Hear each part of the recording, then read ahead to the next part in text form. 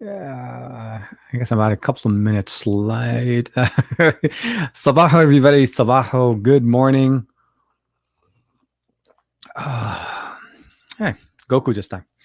Hope you guys are having a great weekend. It is Saturday, November 7th. Let me double check. Yes, November 7th, 2020. And we're back. And I just realized I have a whole bunch of notifications going on. I want to say first and foremost, I hope you guys are doing well. We are starting to feel like fall here in Southern California, at least in the Southern California part that I live. We had clouds, we had rain. It felt like it was a different weather system. And of course, in normal Southern California fashion, a couple of days ago, it was like 90 degrees. So today, we're on the 50s. Actually, not that bad. It's actually realistically much, much better. And I really like the interface, or at least the way it's working out for us here. I think just from a kind of a housekeeping kind of a process and what's going on, obviously, as you saw with the title of the video, I just put out a video last night. That's going to be the basically my impressions of the LG Wing. The version that I have is the Verizon version that has been sent to us. So I think a lot of people have the Verizon version, although T-Mobile also carries this in the store. So that's something that I was a little bit surprised. And I saw a comment yesterday, and well, that's how we lose phones. A phone that fell down that unfortunately I can't show yet on camera, but it looks like it survived, or at least it looks like it survived. Let's see, does it? Yeah, survived perfectly fine. Good morning, Vince is in the comments. Old bastard gold. Habibna, good morning. Sabaho. El Josa is in there as well. Greg is in the chat. Vince again. And okay, I don't know. I'm trying to say your name. Okay, the Thillingast. I hope I can say it correctly. Sorry. Good morning. I let's say we'll do that. I'll put you up on the chat so you guys could see right there. But yes, so the video that I put out yesterday was essentially my impressions after having the phone for a week. I showed it last week when we were talking with Juan Carlos. We talked about obviously we talked about the Surface Duo and of course the Note 20 Ultra as far as the competition. I put out another video during the week also comparing the Surface Duo to the Galaxy Z Fold 2. Mostly because these are two devices, in my opinion, that at their core function, they have a lot of similarities. They're both folding displays, folding technology-based displays. One is two displays connected with a mechanism to fold. That's going to be the Surface Duo that goes all the way around the other side. And of course, the other one is a display that folds on the inside as well as having an external display. So that video actually did quite well, and I'm really happy. It went a little bit longer. Matt Tyler's in the comment. Good morning, man. Sabaho. And then I put out a couple of other videos too, but the LG Wing was a video that I wanted to kind of cover for you guys specifically because it's something that I feel like it's a very unique experience as a device, as a smartphone. It's the first of its kind in the Explorer program, and because it's actually trying to change our experience of what we normally know as a smartphone. So we've been used to seeing, obviously not that I don't want to plug the subreddit, but if you guys haven't had a chance to check it out yet, guys, check out the glowing rectangle subreddit under r-android. It's Juan Carlos' subreddit, and of course, it does talk about the glowing rectangles, right? This is by the definition of what a glowing rectangle is. It's a smartphone that we've come to use and enjoy. But this form factor at this point has been going on for a long time. We've seen other form factors. We've seen foldable displays. So here we have the Z Fold 2. This has a folding display, and of course, it's housed on the inside. And of course, if you don't want it, you make it into a smaller display size. But at the end of the day, all of those things are different ways for us to try to enjoy our content in a new way. The Z Fold 2 cost $2,200. The Microsoft Duo cost about $1,400. This sells for $1,000. Now, as an experience, it actually offers us something very unique. And what I really like about it is the fact that it is actually there all the time. You can use it in standard mode, or you can use it in swivel mode whenever you want. And you don't have to do anything other than just literally swiveling the display out. I was surprised at the construction of it, the materials that they used here, and actually the durability. I'm a little bit sad that it doesn't have water resistant or an IP rating because as I kind of started the video this morning, it was raining. So, and a little bit of a, behind the scenes kind of stuff, BTS. I did a video last night for the English channel and I posted that, and I forgot to do some basically on-camera footage for the Arabic channel for the second video that I shot, but I forgot to have that. So I went out this morning to try to shoot some video in the backyard as I typically do. But because it was raining, I could not go and walk around. I mean, had this been, let's say, even the F17 Pro, I would have had no problem walking around in a little bit of splash rain, take my footage, get it, documented, put it in the video, and then post the video. I ended up shooting my video from under an awning with the backyard being in my background so that I don't actually get water around this. That's my only thing. It's just not resistant. There's not much you could do with that as far as the actual water resistance there. Scruff Boy is in there. Good morning, man. Beards is even more amazing than the last time. Absolutely, man. I love your dude. Thank you. First, I appreciate it. I do appreciate it, and yes, it's one of those things I really appreciate. It's like I can't believe I didn't do it earlier. That's one of those things.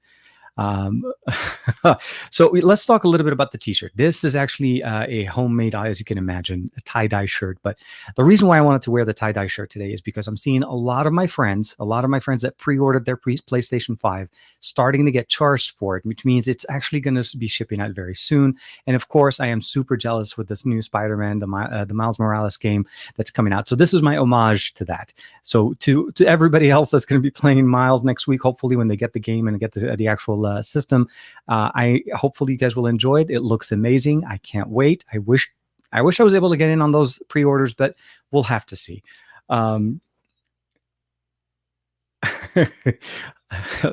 It's seriously, it's like 90% of the day. All I end up doing is this. So basically now I'm down to, I don't even need two hands to do it. I could just do one. And if we're going to try to do what Max Weinbach did, so the first day Max got it, his whole challenge was how many different ways can you actually, like you flip the wing this way, but how many ways can you unflip it? So like, I say like this, here you go. Here's one. That's a beard flip. So nobody else can do that. And of course there's all the way. But I can seriously spend all day just playing with that. One thing I would have to say, though, I really wish there was a way to add applications to the wing mode. That's one thing I haven't seen yet. Let's see what else is coming on. Davin Davis, good morning, man. I need a tie-dye shirt with the beard logo on it. I haven't seen tie-dye shirts yet that do that. But no, this is, I have to say, my wife did an amazing job with this. And it's still one of my favorite tie-dye shirts that I like to wear. Again, the whole Spider-Man theme, when you look at it, it just screams Spider-Man. And partially because, honestly, I'm just happy that it started to rain. The weather here in Southern California has been hot for so long. We've been waiting for the fall to actually just start. Time changed for us last weekend, and we still were having heat waves. So again, 3 days ago or so, we were running in 90 degrees Fahrenheit. That's around 36, 37 Celsius. So it's pretty hot. And then, of course, 2 days later, we get rain and clouds. And, so for that, I'm very happy. Devin, see here. So Matt Tyler says, I got a game from, I got an email from the game saying that my money will go out. My money will go out next few days and I'll get a shipping confirmation. So that's the thing. That's the exciting part that I'm really happy about it. So Mehmet, yes. So that was the other thing I was going to say. It does kind of look like the British flag. So if anybody else has kind of looked at it, and I don't know if you guys caught on to it in the video, or at least in the preview. So let me just do this real quick. In the thumbnail that I did for the video for you guys, I actually referenced a tweet that Matt Tyler put out. And of course, okay, now I can't find it. See, that's what happens when you go into a predetermined system. So short answer is, if you guys look at the thumbnail for the video, it has the British flag on it. This kind of looks like it, and I felt like it kind of tied into the second part of the display. So of course, Harris went beauty. Okay, if you're looking for APKs, I recommend checking in the over at XDA for any kind of APKs modification. But the camera APK that you're referring to, are you talking about the camera APK for the wing mode, or are you talking about the actual APK for the standard camera? Because there's two different camera apps. Definitely Great Britain. Matt Tyler is always trying to vote for that one. I appreciate it, man. But with that being said, I hope you guys are doing well. I hope for all my friends and all of the viewers that are following us from the UK, I wish you guys honestly best of luck with what's coming up. I know that you guys are going through some additional restrictions in the near future. Honestly, the PlayStation 5 could not have come at a better time. That's my philosophy on this. Either the Xbox Series X or the PlayStation 5 could not have come at a better time. Just get some few games, get it in there. And if you guys haven't caught up, or I don't know if you have access to the Mandalorian episode 2 went out yesterday. It looks a little bit interesting, not that much, but things are coming up. And then, of course, the biggest surprise that I was actually really, really surprised to see, Oppo decided to send me a phone. Basically, this is the F17 Pro. This is a device that came out with ColorOS 11 as the operating system, as opposed to where we received the ColorOS update to our devices as an update. So what I mean by this, and of course, this would be the time. And so what I mean by this is, so my Find X2 Pro is a phone, and from my understanding, at least at this point, people that have the beta should be receiving at least the updated version, or another update for the final version to ColorOS 11. So that device received it as an update. The Find X2 Pro has been out for a while. And actually, Matt did also share, I just got excited. I thought I got the ColorOS 11 on my Reno 2. No, Davin. I think the Reno 2, I wasn't sure if the Reno 2 was on the list, but if it does, it probably will be in 2021. I think for the most part for this year, they're focusing mostly on the Reno, I want to say on the Reno 3 Pro and the Reno 4 Pro. Those are the ones with the Find X2 Pro, and of course the F17 Pro. But the reason why I'm excited about the F17 is not only because it came out with ColorOS 11, but it's actually not a flagship. This is a almost like a budget version of their devices. So the way ColorOS 11 runs on more of a I would say a budget-friendly version, as opposed to the fastest thing they've released in 2020, obviously can speak to the fluidity of how the operating system goes. So that's one thing I'm really excited about. And of course, checking out the different things. We have a quad camera setup on the back, a dual camera setup on the front, and it is very light. So it's very indicative of just a lot of lightweight material. We have a headphone jack, even though it's super light. Of course, USB-C, a lot of things, but I'm excited about this. So if you guys have any questions, and the model that I have is 8 gigabytes of RAM, 128 gigs of internal storage. Matt's going to be getting the Assassin's Creed, Horizon Zero Dawn, and Spider-Man, of course. So Spider-Man for me was the big thing for the PS5, right? It's their launch event. It's the sequel to the original. And of course, for me, it's just the mechanics, the gameplay, the graphics, the HDR, just everything goes crazy. And definitely, if you have it, or you definitely check it out, please let me know, what do you guys think of the RTX function that they have built in there? That's one of the main features that they talked about. It is the RTX support in here to be able to provide you better graphics and better shading. And although from what I saw with Dave 2D's video, essentially is like you can't have RTX on 4K 60. You can only have it at 4K 30. But again, I'd say it's something worth turning on, especially when you get gameplay that is rich. I got an update from Call of Duty Warzone also a couple of days ago saying that the RTX update is going to be coming out soon. That I'm looking very much forward to. I have a 2080 Ti, and I would love to be able to see some really deep graphics. Now, I'm wondering what that's going to happen with obviously the frames per second when we turn on RTX. So that's going to be kind of that marriage of what level do I want to go? Because I'm running right now 240 hertz on the display, and that to me is the best way to play Call of Duty. You want to be able to go as fast as you can. So we'll see. That's something to keep in mind, and definitely check it out. Matt jumped in. I'm still waiting for ColorOS 11 for my Find X2 Pro. Wasn't in the beta. So if you weren't in the beta, it sounds like your update. I think this is also from Matt. If you were not part of the ColorOS 11 beta originally, you're going to be receiving your update in a little bit later on. So the Find X2 will receive it. But at least at this point, I know that at least devices that were in the beta, at least like this one, the Find X2 Pro, are receiving their updates. So hopefully very soon. Very, very soon. Davin's jumping in. That Find X2 Pro looks so nice. The vegan leather has me dreaming of an LG G4. Absolutely, man. The G4 with the vegan leather, and they had a couple. They had the more natural leather looking one, and then they had the red one, which was also a limited edition. I think Juan Carlos had one as well. Joe Hickey's in the comments. Sorry, I'm late.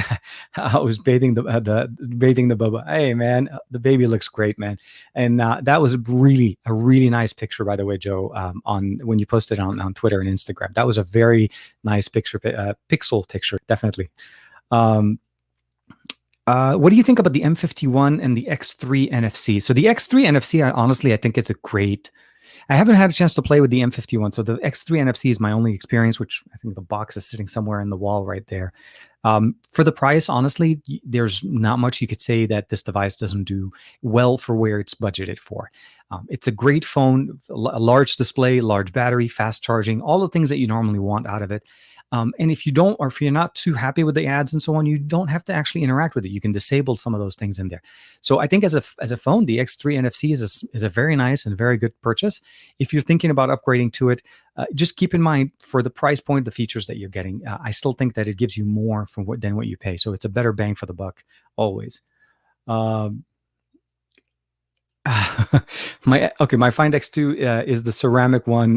Better for me because I like extreme skins. Hashtag. Well, we had to find a way to put extreme skins in the chat. So with that being said, I will say yes, definitely. If you have the leather one, I would not recommend you putting any kind of skins on that.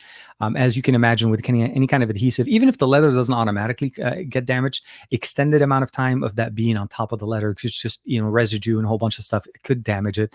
So for me, if I'm going to use it, and if you want to use it with the vegan leather, they do include a case in the box, which is really nice. But seriously, guys, the color, the fit, the feel, the material is just, there isn't that many phones that do that. And I feel like we need more customization functions on the back, like better designs, like what we see here, kind of like that dual tone panel that you see here. There's like that nice line that goes at the top. Vegan leather, extend, cases that do things, or even cases like this. This is like the LG V6, the LG Wing one. And I think the Velvet came with something similar to this. Juan has the one that came with the case.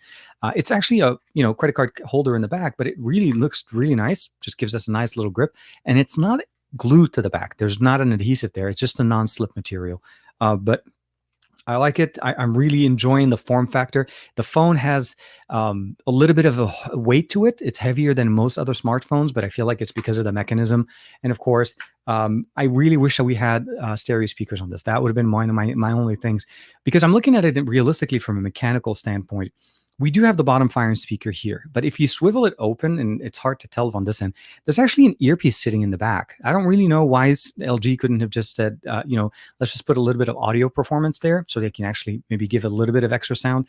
But overall, plays pretty well. And I saw Juan Carlos's video where he recommends us holding the phone in more of a kind of like the speaker is to the top, so that the sound kind of emanates towards us as opposed to having it go to the bottom. But yes, definitely. Adam is in the chat. Good morning, Adam. Good morning, man.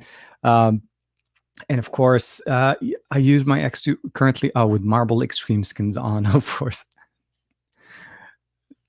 Oh, Matt, definitely. Matt wants to get that picture as well. Oh, man. Okay, so we miss our mods. Larco Zero, Dawn Street on the other day. Oh, yeah, definitely. Let's see who else. Oh, so IRA 1980 is in the chat. I saw an unboxing of the iPhone 12 series leather case today. They look dope.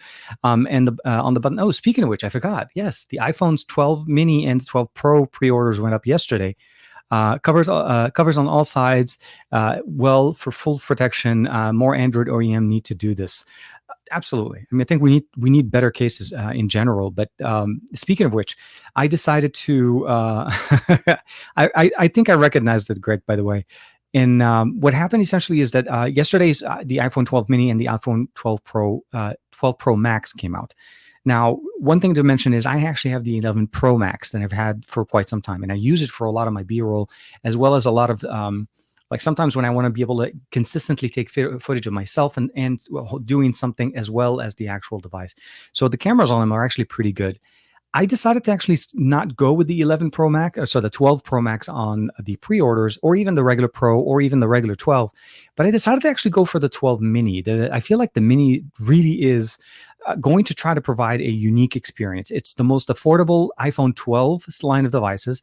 It's obviously a little bit bigger than what we get with the iPhone, I think was it the iPhone SE 2020, but it also lost a lot of the chin and forehead. So the the SE 2020 is really more of a rebranded iPhone 7 or an iPhone 6, because it has the same body and the same style. The iPhone 12 mini is really a 12 in a smaller form factor. So again, the same experience, just smaller. So we'll have to see how that goes. But I agree. Yes, I think we definitely need much better protection on any of our devices. I don't know if the limited green leather is available outside of the UK for anyone. I haven't heard of. I actually haven't seen that color for the green leather version of the Find X2 Pro. When you posted about that, honestly, I was still on the coattails of the Find X2, basically League of Legends edition that we saw, and then of course there was the Gundam edition that I forgot we saw it also as well. Posted about that, and then a buddy of mine in Qatar also posted about a soccer edition of another Oppo. So Oppo loves doing special edition, custom edition. And I also want to say that there was probably an Evangelion version at one point. And I think that one was also a European model as well. So they always love to do special editions. I wished that League of Legends version was a Find X2 Pro. Nothing against the Find X2. It's just, I like the Find X2 Pro form factor. It's bigger. Obviously, there's all those things going on. But yeah, no, definitely. I was very happy. Oh, okay, well, so we'll jump into Taskmaster's question in 1 second. It's hard to find a good leather case for non-Samsung and Pixel and Android devices. Yes, when you start deviating from first-party or OEM type of cases, it's hard. It's hard because it depends on the demand and what the company is going to be investing to be able to get the cases done with really like either high-quality leather or even really good, like the vegan leather that we see. At the end of the day, I find that even the Find X2 had a hard time getting good cases for it. Matt and I were trying to find a good case that mimicked the vegan leather on the outside while still protecting the device, obviously, on the inside. And that was a hard case. So for me, I'm using the one that came in the box because that's easily the best case that I can find, and it still allows me to actually enjoy the color on the phone. The F17 Pro, I think, did not come with a case. I'm not sure. And there's also no screen protector, but it definitely has a large display, very nice, and definitely quad camera setup, which I'm going to be checking out. An interesting design on the LED on the back. Okay, so let's jump into the first question. So we have here, Taskmaster is asking, Surface Duo or LG Wing, which one is better? So at the end, when we start looking at the Wing and what the Wing can do, one thing I didn't get a chance to mention in my video yesterday, which was, I hope that it was it's something that people probably would want to know. So let me just go ahead and just do this here. Okay. So the LG Wing supports pen input. So let's just see, can we do this here? Yeah. So you guys can see it right there, LG Wing pen input on the top display. But it actually doesn't support pen input on the bottom display. This bottom display is not a pen functionality. So one thing I would probably say if I had to compare the two of those, because of that function only, the display not supporting touch sensitivity on the pen from both displays, I feel like the Surface Duo, from what it offers, it has its own unique experience. For productivity, for multitasking, I still think the Surface Duo does it better. For side-by-side application, meaning if you want to be able to run your mapping application, let's go ahead and just do this real quick. I got to remember, one thing you also kind of remember is if you love playing with this phone the way I do, I like to basically swivel it, then try to unlock. There's no fingerprint sensor here. The fingerprint sensor is sitting right there. So you have to remember to unlock. So hit the fingerprint sensor and then swivel mode, and that gets you into it. But again, what I like about it is the fact that we're able to run. Let's go ahead and open it up here. And so here. So you can open basically multiple apps, and you can open them in different formats. So you notice that there, like I tilted the phone, and if I tilted the other way, it'll format itself to work to the level that you need. And of course, if we do it upside down, it flips it over and it gives you that same format. So those are things that I really like about the Wing that the Surface Duo cannot do. So from an easy mounting functionality, like putting it in the car, mounting it in a standard car mount, and using it in the car, I feel like the Wing has a one leg up on it because it still works as a standard candy bar style holder because the base is still there. What I would say probably though is for media consumption, I feel like it does a little bit better job. It has better cameras. So for media creation, as far as, social media things, taking pictures and so on, I feel like the LG Wing does a much better job. The gimbal mode is actually pretty decent. In good lighting, I would say always make sure that there is in good lighting, because what it's doing, it's shooting a 4K image and then cropping for stabilization. But by doing so without enough light, it actually gets a little bit pixelated when you're trying to zoom in or you're cropping in on an image. So what I would probably say is productivity, business work, LG, obviously Surface Duo. If you're looking for media consumption and basically just video and gimbal, stuff like that, I feel like the Wing would definitely be a better pick there. I'm not saying that they're in the same category because I honestly feel like they're they're appealing to different type of consumers. They're not appealing to the same consumer. But if you're considering them, just look at what makes more sense for you, what you're looking for at the end of the day.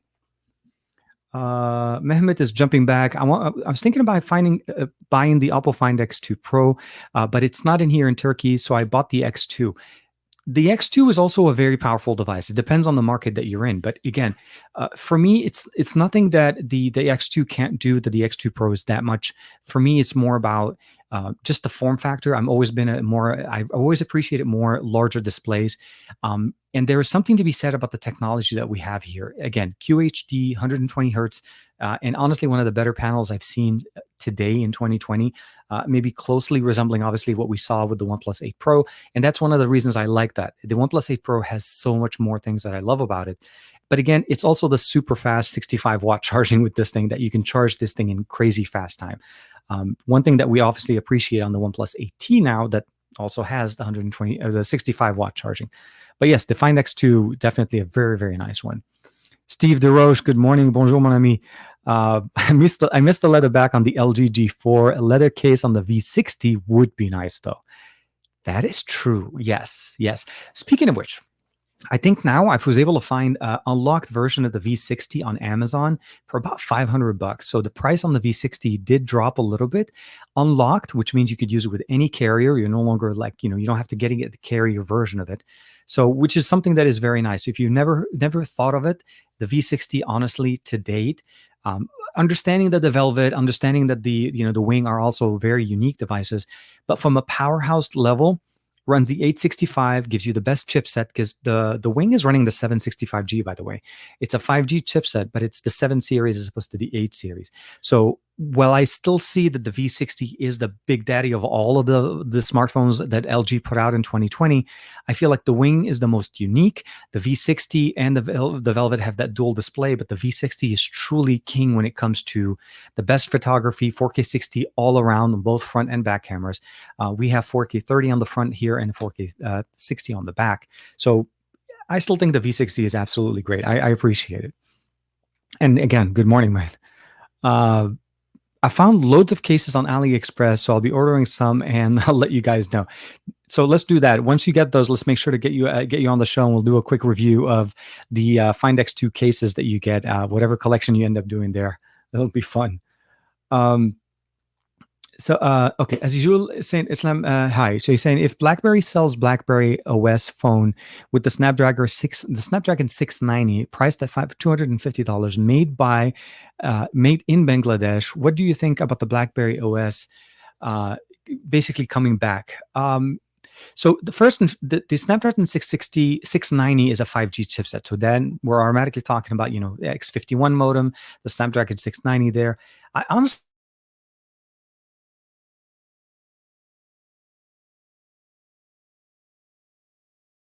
StreamYard is, if nothing else. Okay, we're back.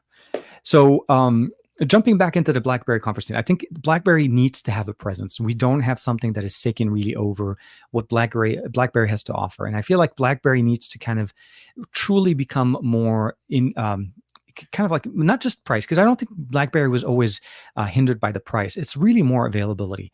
The 690 is a capable processor. I haven't had a chance to play with many devices with the 690.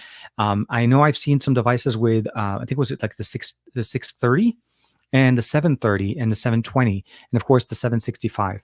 But as far as the 690, from what we've seen, it looks like it's going to be a good chipset. It's going to definitely be more of a budget-friendly device, obviously, as you said, with $250. And having the experience that BlackBerry has to offer will definitely be appreciated.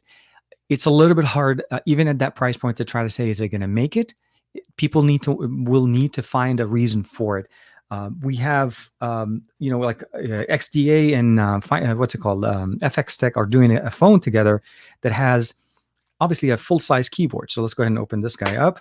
And this is something that, again, only a certain number of people will appreciate having that. But it's the power of BlackBerry that we really need to be able to see. So in short, I'm excited to see something like that come out. I would be interested to see as to how the approach or how people actually either go with it or consider it. Okay, so let's jump in real quick here. So K1's asking MacBook Pro or Surface Pro X, which one would be better? Uh, there's a little bit, so there's a bit of both, right? You're comparing a device that runs a standard chipset to the MacBook Pro X. If I'm not mistaken, that one's running a mobile chipset, so that's an Atom-based processor. So the experience is going to be a little bit different there. What I would probably say is just depending on what you're trying to do. If you're looking into more and you're comfortable using more of a VM experience on your device, so basically, to try to get all the suite of applications to run, I feel like the Surface Pro X definitely is something that you can consider getting. It's lightweight, it's easier to go around, much easier to carry. The MacBook Pro, for me, being that I use a MacBook Pro, is more of a powerhouse. So if you're looking to something like the MacBook Pro, you're probably not really looking at the Surface Pro X, because I don't think they're in the same ballpark in performance. The MacBook Pro is a very powerful device, especially the latest editions, the 2016. I haven't seen much about the new version that's going to be coming out. Obviously, the one with the Apple SoC. So that's going to be also something to consider. But that's a full-blown laptop to an Atom-based laptop. So this is something to keep in mind. There's a difference in the experience. Also, you have the Windows to Mac ecosystem. If your applications work on both, then it really depends on a personal choice. Do you want ultra portability, or do you want to go with the bigger laptop that's solid and, of course, known for performance? So hopefully that got one that one kind of answered that one for you. I never knew that tie-dye Great Britain shirts were a thing. Steve, oh man, yes. So they're not a thing. So we'll a little bit of a recap for you, Steve, real quick. This is actually my homage to so a lot of people are starting to get notifications for the PlayStation 5 shipping out. And what my intention was, and I just took the comment just to show you the shirt real quick, is this is intended to be more of a Spider-Man shirt. I know it kind of looks like a Great Britain because of obviously the color scheme. So, but if you look at it from the sense here, kind of like the Spider-Verse kind of imploding from a tie-dye thing, that was the intention of it. But I saw somebody also up in the comments saying like, yeah, it looks like Great Britain flag. But it kind of does. You're right. But to me, I'm envisioning Spidey, Miles Morales swinging, across town. That's my that's my thing. It is. I appreciate it. It is definitely very nice, and my wife did an amazing job putting that together. Okay, so yeah, okay. I think I'm catching up some of the comments. Davin jumped in. TK, I don't think people give LG's new software center credit. Updates are more consistent on their phones, and these new features are well thought out.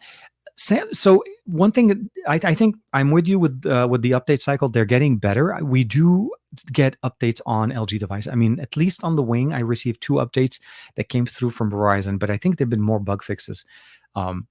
LG's software UI has been improving generation over generation. I'm talking about in 2020. So from the LG G8X to the LG V60 to the Velvet to the Wing, every single time LG releases their software, they've updated it.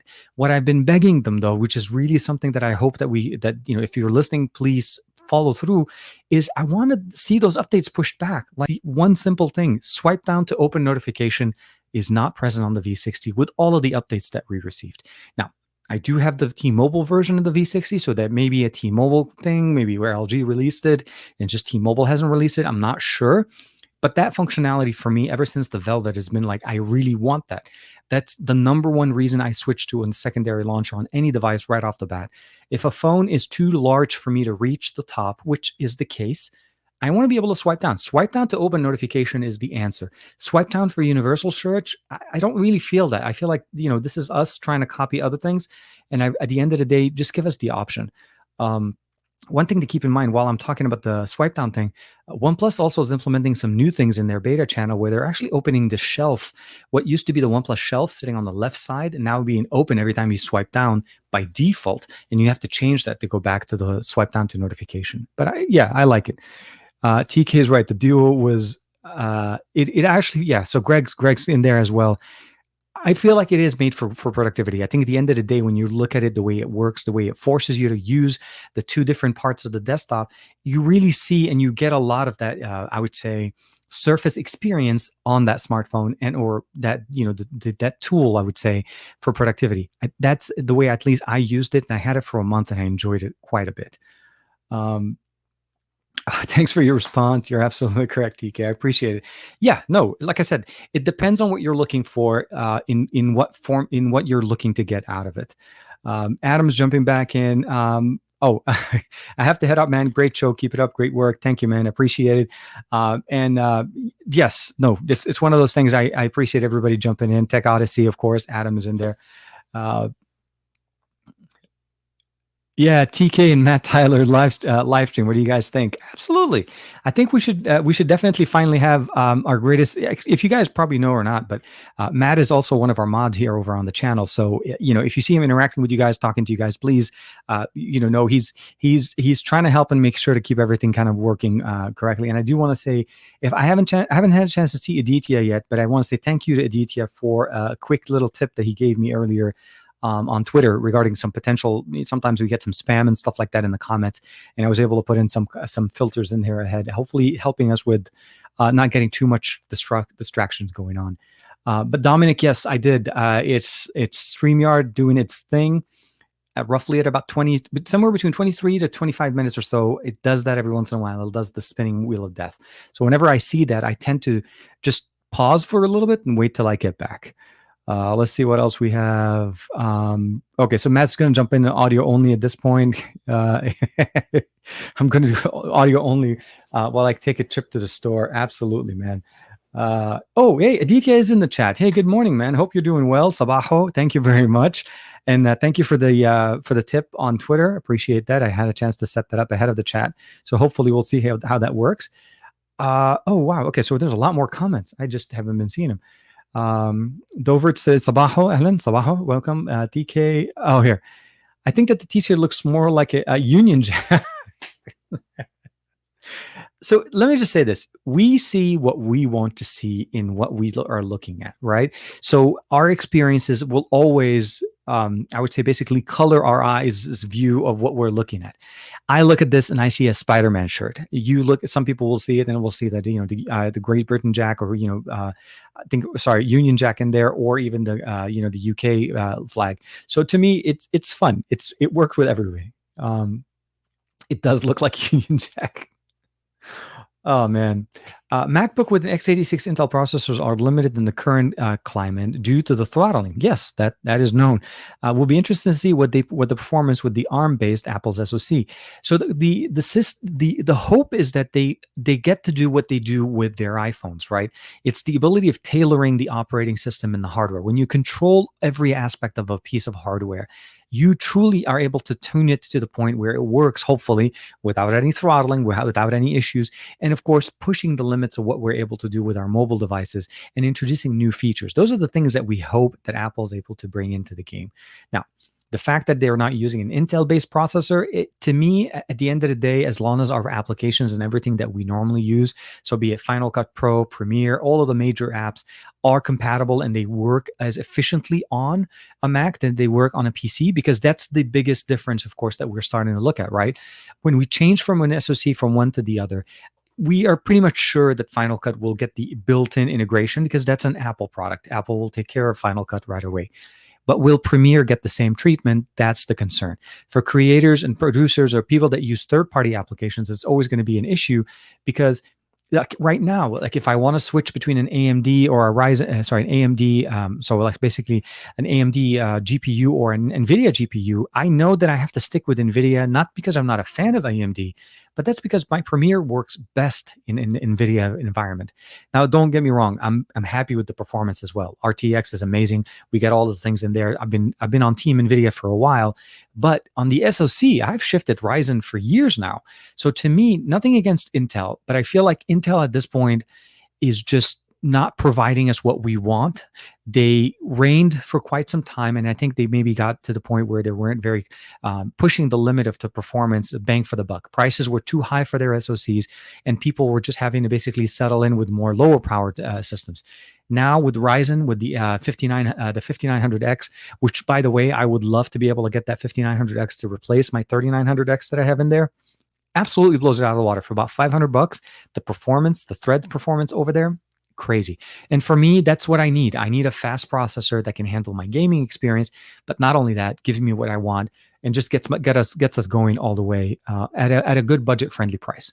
My only problem right now is that would mean I need to change my motherboard, my CPU, and my cooler because it doesn't come with a cooler.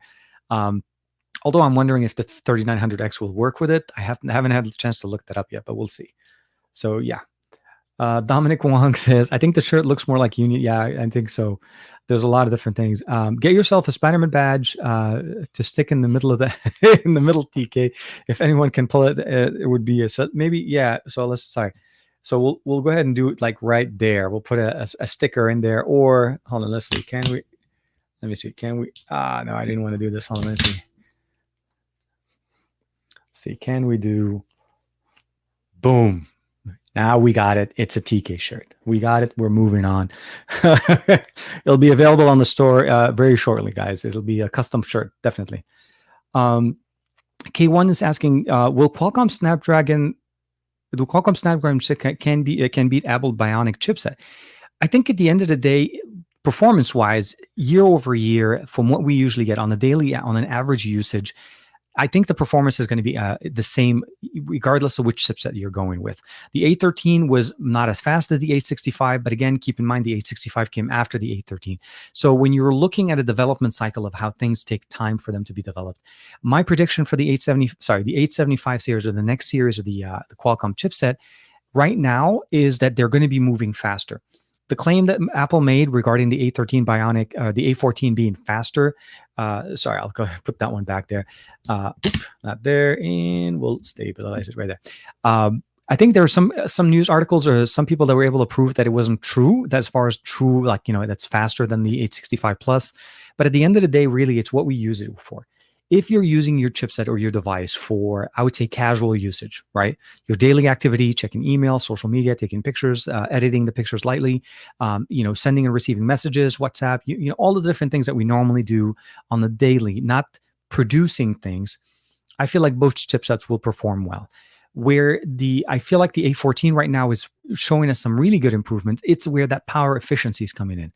They introduced 5G with the 5nm chipset with the A14. That's something that we've had on a 7nm chipset with the separate modem that we have, the X52 modem and the X55, and of course the X51 that's coming out with the 690. So when I look at them between those performance daily, it's really what it's offering us.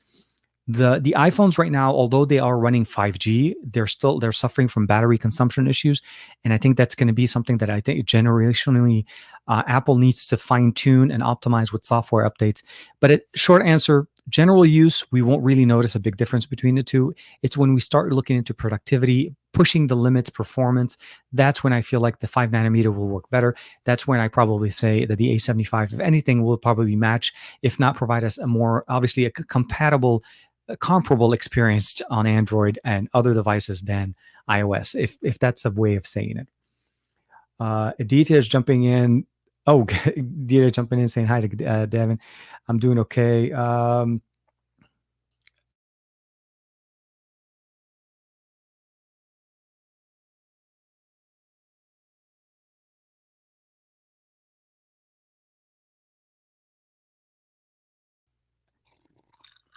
Hey, we're back. We went through another spin mode, and in good timing, but about 30 minutes later. What's considered more consistent updates for LG? Monthly, every 4 months? So typically, what I would probably say is a monthly update is the typical way. And I say that because that's what Pixel does it. That's what Samsung does it. Samsung is one of them. And that's what OnePlus does. So, right, we get monthly updates. If you get an unlocked model, you're getting monthly updates from these companies. And that's how it's supposed to be. It doesn't have to be a major update. Sometimes it's just a security patch update to match what Google's releasing. I've seen other devices where they've been doing it every 2 months or so. So those things are also kind of changed a little bit. So as the device gets a little bit older, you get into the 2 months. I think if we're able to get a 4 months, somewhat of a consistent schedule from LG, I feel like that would be what we're looking for. Typically what's happening is that if you get a carrier version from any company, you're losing that function, right? You're losing the ability of predicting when the update is going to come out. Because even though LG releases it, or if the LG releases it every 4 months, that update has to go to the carrier. The carrier has to bake in their versions, make sure to check it out, that it works with their systems. And that puts another month, maybe 2 months worth of delays on it. And depending on when it gets released, the OnePlus version of the OnePlus 7T Pro McLaren edition last year is an amazing phone. if you picked up a UK version that didn't have 5G, you got consistently monthly updates from OnePlus, and they fixed a lot of their problems on the device. T-Mobile, in the time that I had the phone, and I had it, I want to say in early December, or no, take that back. I got it in December, and I traded it in March, in early March when I got my S20 Ultra. I got one update, and that update was supposedly going to be fixing the 5G issue, which was draining my battery. The phone battery was just drained tremendously fast. Short answer is I want to say consistency. That's what we're trying to hope from LG. If you're able to pick it up a lot, if you're getting it from a carrier, as long as they're consistent pushing the updates to the carriers, then the offset from that will also be consistent on the carrier side. So hopefully that's what we're looking for, a more consistent update schedule. There's few people going on. Francis Kelvin is jumping in. Okay. Hey TK, I made a I have a $500 max to spend on a phone. What phone would you recommend to get? I'm open to an older flagship or latest mid-range phones. Basically, I want a best value for the money. So $500 is a reasonably priced device right now in 2020. I would probably say, if you're able to get a good deal, let's say either on a Pixel 4 XL, that to me is still a very good device. The V60 is a little bit more than that, which actually that doesn't make it there. What was I going to say? The Pixel 4 XL, the Pixel 4a XL, the Pixel 4a 5G. I keep calling it XL. I think that one actually is right on the mark. $500 still gives you the nice functionality. It's a large display, good battery, and of course you get all of the best imaging technology. The same sensors as you see with the Pixel 5, bigger display, not a 90 hertz refresh rate, but overall experience should be pretty smooth with what you get there with the 765G. So I think the Pixel 4a XL, I keep calling it the XL, but it's the 5G model, will definitely fit the bill, honestly. The other options at this point, there's rumors, obviously, as you know, that there's going to be a new Nord coming in, and there's a whole bunch of things coming up. Once the Nord shows up to the US market, I think that probably will be a little bit something for you to consider. If you're looking in the iOS side, unfortunately, at under $500, only the SE 2020 fits under that bill. But on Android, I would probably say go for the Pixel 4a XL 5G. I gotta stop saying XL. That would be honestly my recommendation, or go for the Pixel 4 XL from last year if you're able to pick up a good one. Because from the performance to just the sheer horsepower and the functionality, there's a lot to be said about the 4 XL from 2019 that is still relevant to this year, because this year's flagship with the Pixel 5 is a 7 series chipset, which the 855 is still technically faster than that. You don't get 5G, but you're still getting a better performance phone, and the cameras are absolutely great. And a more consistent software update schedule that Google always does a very good job of that. Okay, so that was there. Hey, Sam's in the chat. Finally made it. I'm currently on a WebEx. Oh man, so you're doing double duty, man. Okay, so trying to take a Guinness break. You're trying to go for the Guinness World Record for conferences. I'm not gonna lie. I've done double duty on those conferences in the past, and it is crazy, right? You put one ear in one and one ear in the other, and you hope you can get the most out of all. At the end of the day, I always hope that just at the end of the conference that they send us the slides. That just be courteous, send the slides, because people will have questions. But yes, good morning, Sam. Welcome back to the chat, man. Matt and I had a chance to play a couple of games this week. I haven't had a chance to play with the team, but hopefully this week, coming week, Sam, myself, and Matt, and hopefully we can get Andrew back in the chat. And I think Ronaldo's trying to join the team, guys. Just a heads up, Ronaldo also wants to jump in. So hopefully we can get My Tech Reviews as well in the chat. We'll see how that goes. Let me see here. شفيق جيم بدي احكي عربي شوي. اهلا. Good morning, Shafi. So yeah, to all my buddies, all my friends in Arabic, speak Arabic. صباح وأهلا وسهلا. Okay, so here, this is a question from Shafi is coming in. He's asking basically, what do I think of it? What do I think of the OnePlus 8 Pro? Honestly, today, the way OnePlus has been working their devices in 2020, I feel like they didn't try to compete with each other, right? Typically, we've seen them go, like the 6, the 6T, the 7, the 7T. And in general, the 7 is technically a little bit less power than the 7T. The 7T has always been that incremental upgrade.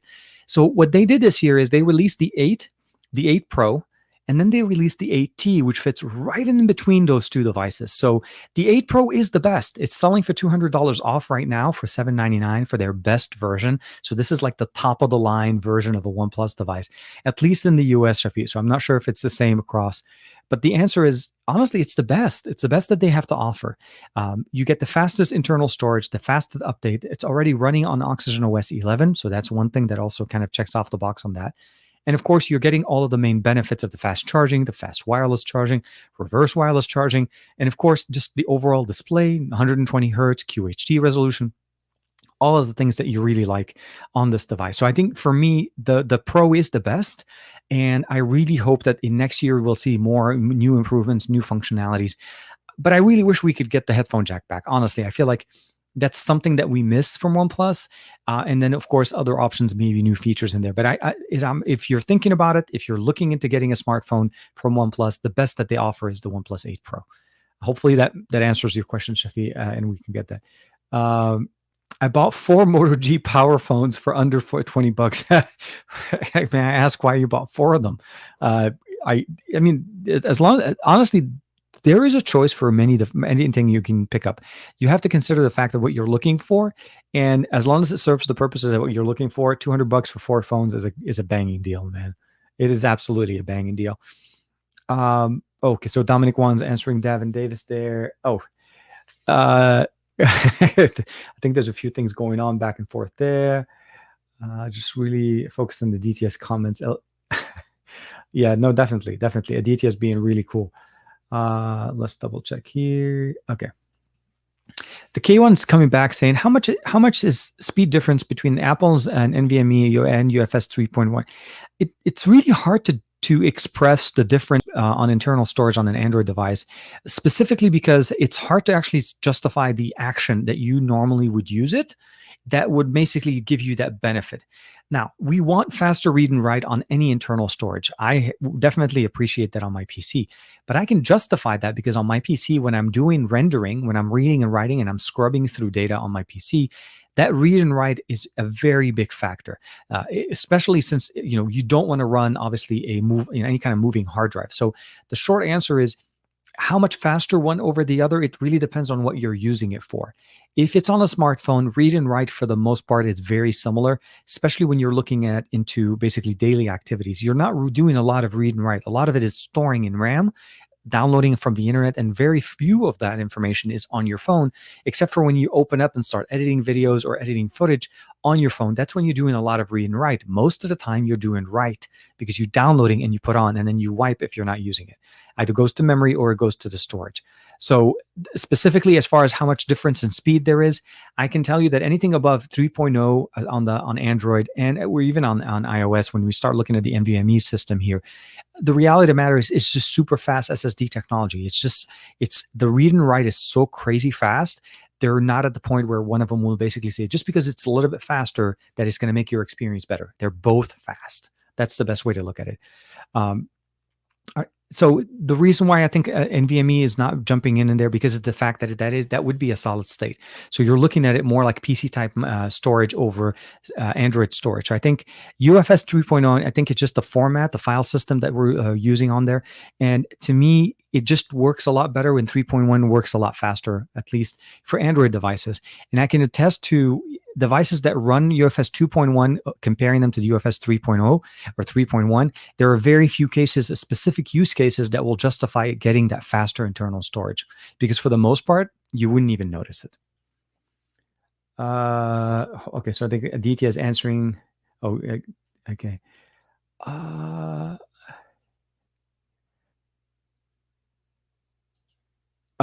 Okay, so Michael Cororan asking, is MagSafe a proprietary scam?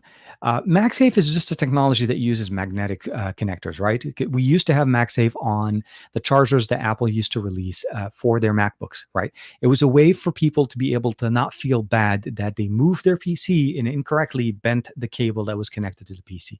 It was intended to be more of a protection system. They took that out, but then we saw a lot more third-party sellers and companies that designed cables that used the same type of connection, which is a magnetic connection, to connect connect to connectors to allow us to basically connect them to smartphones and so on. So the reality of the matter is, yes, is Apple basically jumping in and saying, "Look, we own MagSafe. This is MagSafe." It's trying to build on that, people's name. So it's truly just basically using the same tech. They're using strong magnets to make sure that your phone aligns correctly with the wireless charger automatically, and there's no question where the wireless charger is going to be. So what they did is they fixed the problem of where 90% of us will always kind of like shift around trying to find where the wireless charger, because there's no big sign on the back of the phone that says wireless charger here. So that's something to keep in mind. If companies made it more clear on the back of their phones where the wireless charger, like some companies will put the NFC type, like I think when I say Sony. Sony actually puts on the back of the phone a specific little NFC tag, a light like the actual letters NFC, so you know where your NFC tag is. We need something like that on Android, and once we have that, MagSafe becomes no special than, again, just magnets on the back of a charger that connect to a smartphone, a very strong magnet. That's really what it is. I don't think it's a scam. I think it's mostly just indicative of what people are looking for. They want to basically have their connector magnetically supported. It could be called MagSafe, or it could be a magnet cable. It runs the same thing. Matt Tyler, fireworks. Let's see here. Oh, that dang the okay.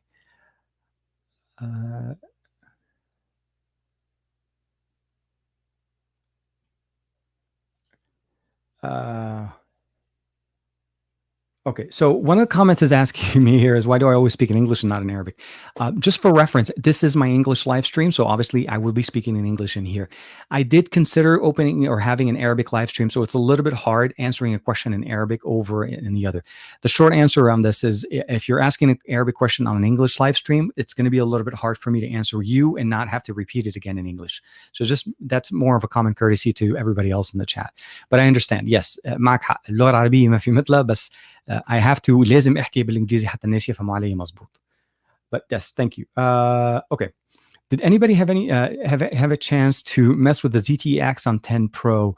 I want to say Adam from Tech Odyssey had a chance to. I'm not sure, but I want to say he's the one I've seen ZTE stuff on his channel. So but he jumped in and had to jump out. So I'm not sure if he's still able to, if he sees this comment later, hopefully.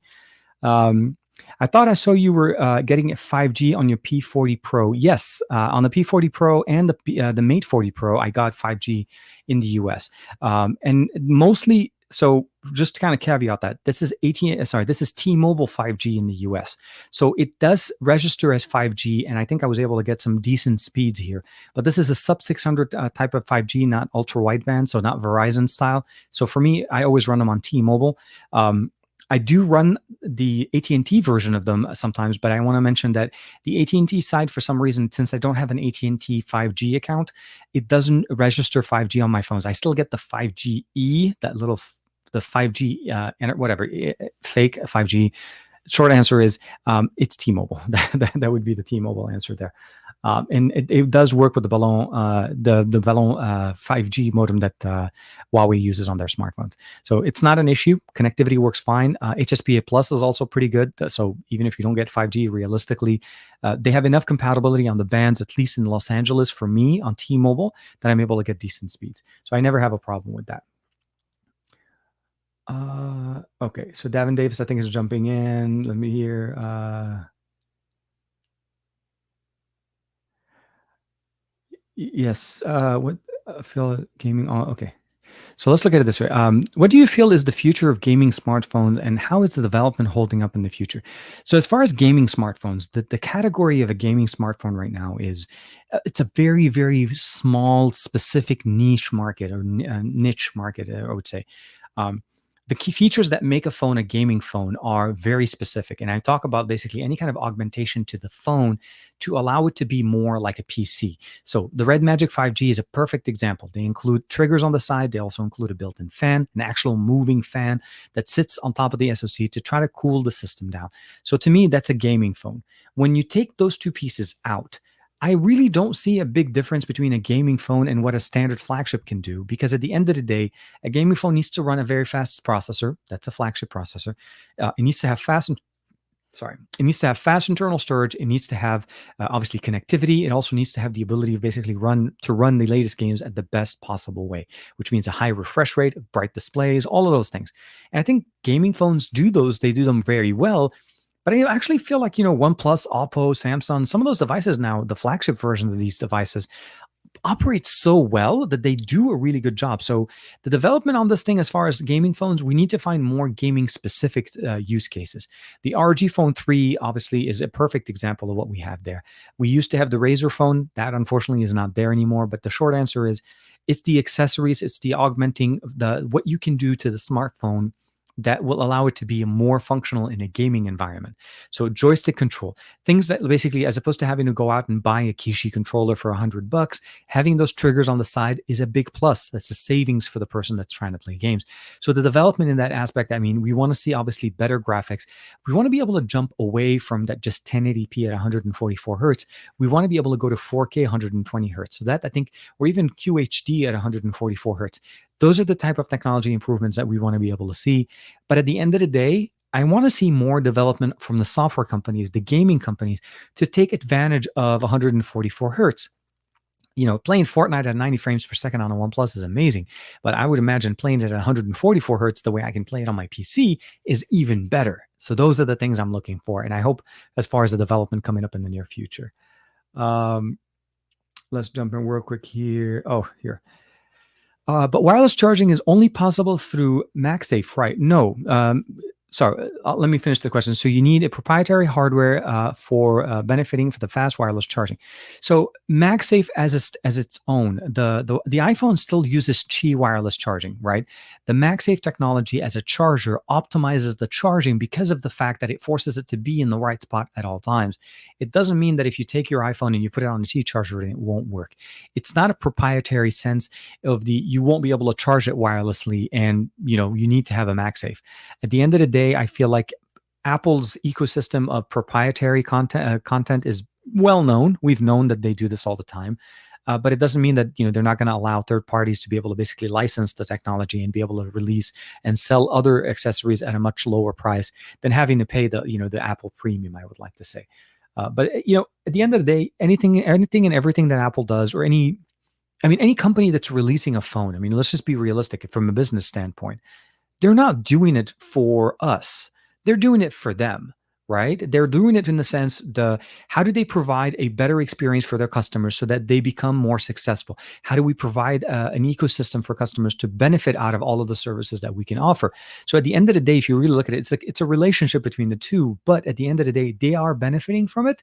So when Apple removes a charger out of the box, but then still offers to sell you that box for $40 later, that includes another box, does it really meant to save the environment, or is it really more for them to charge for the charger now? And the fact that they just don't want to make the cheap chargers anymore. That's just, it's a point of reference. I'm not trying to pick on Apple. I'm just mostly just like when they made the announcement, and in the same breath as saying that we're trying to save the world by not putting in a charger in there, but yet you'd have to buy a separate entire box that includes a charger that can provide you that fast charging. And top it off, MagSafe doesn't come with a charger. You have to buy a charger separately. So that's another thing. Where is it here? Okay, I think that was the one we were just answering. Let's jump back. I think Davin jumped in here. Raja Kumar. Oh, here. So Michael Corrigan is saying, I also don't really like the design of gaming phones, which are too vibrant. It's really it's more of the RGB coloring kind of thing. So it's a PC thing. If you're into the PC gaming and the way you want to get RGB, like for me, guys, even though I don't show it in the video here, my PC down there is like RGB galore. And because I'm running Ryzen, it's orange everywhere, right? And, all the way from the cooler from basically the RGBs that I have in my, directly within the actual GPU to the motherboard.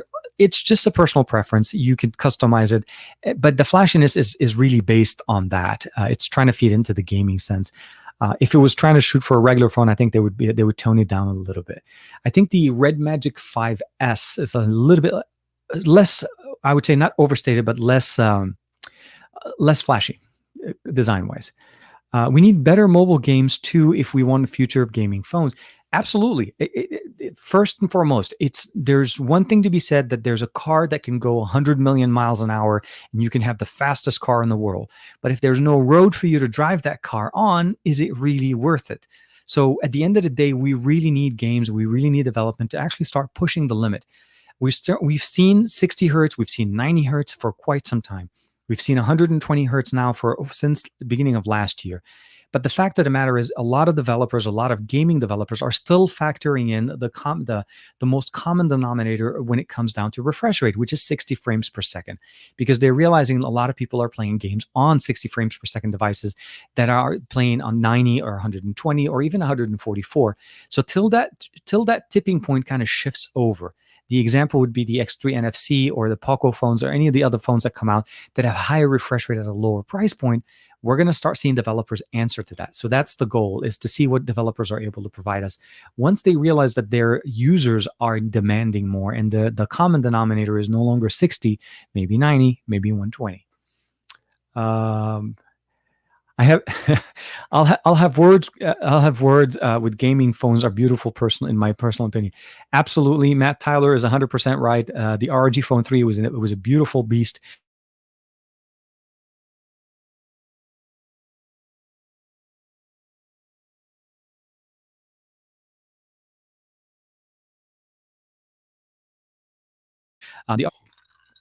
And we are back. I went frozen for a few seconds there just to see if you guys were paying attention. Actually, no, sorry. That was just StreamYard being StreamYard. But yes, as Matt Tyler's comment is essentially, yes, gaming phones are, I think the designs are very nice. There are some gaming phones that could definitely benefit from a little bit more design work. But the short answer is, I think Red Magic 5G, honestly, for me, it looks really nice. That the design was way better than what we saw last year with the Red Magic 3. So for me, that looks great. The RG Phone 3 looks very nice. Haven't had a chance to play with it yet, but I understand the benefit of having those things. But again, it's a personal choice, and that's why we love competition, because you get to pick what you like. Marjou says cheap USB-C Nokia 3.4. I'm not sure what that means. Do you mind, if you don't mind asking the question? Because I think that's more of a statement, so I don't know. Okay. B's jumping back in and saying, Apple's trying to do everything to squeeze every inch of margin. Smaller boxes for increasing number of boxes they can ship in one go. Absolutely, that's another way. I didn't think about it in that sense. Doing their own silicon, Stern App Store policies, monopolistic. I hope I said it correctly. Absolutely, I think. They have so there is a reason why people use the word walled garden when they use to the iOS ecosystem. It truly is a self-inclusive entire experience. You're right. Reducing the size of the box means they can ship more iPhones in the same container than they used to be before, which means they can get more units over here. But they've also kind of diversified their iPhone line of devices this year. So we went from 3 phones in 1 year, right? Last year we had the 11, 11 Pro, and 11 Pro Max. That was it. This year, we have the SE 2020, we have the Mini, we have the regular 12, the 12 Pro, the 12 Pro Max.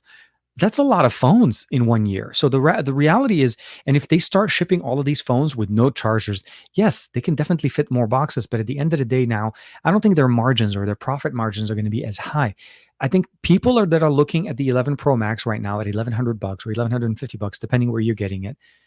It's a really tough sale. It's a really tough case to be made to say, look, that phone is really worth it. Because at the end of the day, unless you're looking for a large display, which I personally like, and you're looking for that specific, the camera optics there that are different on the 11 Pro Max, I honestly think that the 12 Pro is more than capable. The 12 will do a really decent job. And if you're looking for a small iPhone, the iPhone in 2020, which that kind of disappeared for something like overall, other than the SE, I think the 11 mini is the 12 mini is going to do the job. But again, it's diversifying the lineup.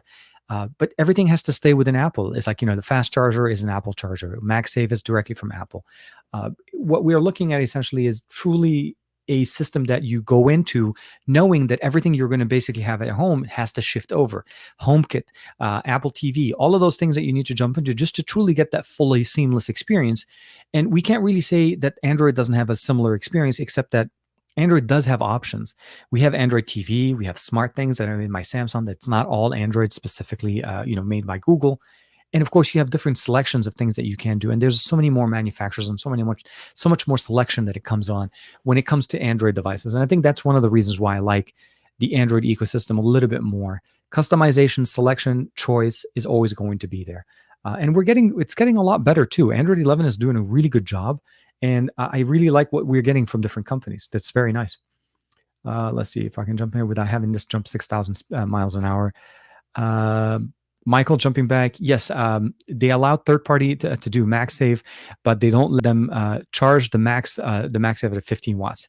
So it's one of those things that, again, the choice at the end of the day, you're going to benefit obviously of charging the iPhone on a wired charge with their fast charger. I think wireless charging at 15 watts, even though it sounds like it's a fast wireless charging, hold on, what is this? This device charges at 50 watts. This is 50 watts of wireless charging, not wired. Wired is 66 watts, 50 watts wireless. The OnePlus 8 Pro charges at 30 watts. So although 18 watt or 15 watt or 18 watts are considered to be fast for what iPhone has had in the past, at the end of the day, I still think if you're looking for fast charging, buy their fast wired charger, and that's the one you should be using, because wireless charging at that speed is truly more of a topping off type of an experience, but not necessarily charging it from 0 to 100. It'll take too long to charge the device regardless. It's not fast enough, in my opinion. So Mehmet's jumping in. So does fast charging kill batteries? Yes. Depending on, I'll take that in two folds. Anytime you're generating a mass amount of heat, trying to push or trying to charge something very fast, you're going to be generating, obviously, you're going to heat up the elements. You're reducing the quality of the product over time. What that means essentially is anytime you're trying to overheat it, if you run the device too long and it's running hot for too long, something is going to damage, obviously. The silicon is intended to work well, but battery degradation or battery health does actually, again, tend to basically suffer from it. Different companies are approaching it in a different way. Now, Oppo's approach to this, where we do see a 65-watt charger here, it's not charging one battery at 65 watts. It's actually charging two small batteries that total up to about 4,500 watts. That gives you the ability of charging them and keeping the heat the temperature on this also under control, which is one of the reasons why I really liked about it. OnePlus did a great job with their 65-watt charger. The temperature on that while charging at 65 watt not once crossed the 100 degrees Fahrenheit, which is roughly almost about that 40 degrees Celsius if you're looking at it there. So for me, things like that. HS Power Control on Sony devices also do a really good job. And that is by far the only phone that I've seen to this date that allows you to plug your phone in to the wall, basically charging it or connecting it to a charger, but not charging the phone. It actually uses the power from your power bank, from the power brick, to use the phone, meaning you're actually running the power off of the cable and the battery is not being charged, meaning the battery doesn't actually get battery issues over time.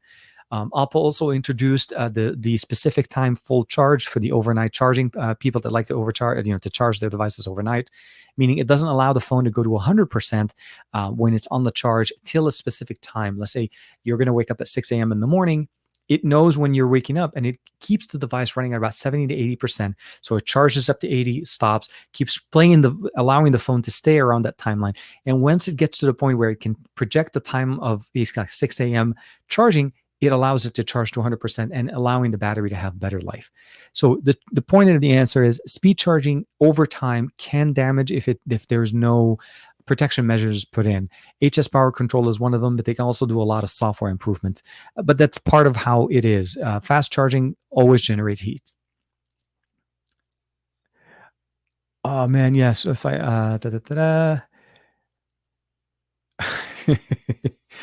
Oh my God, you guys are having way too much fun with this. Dominic one jumping. Okay, good. So I think I've hit. Oh no, TK David Davis jumping back with another one.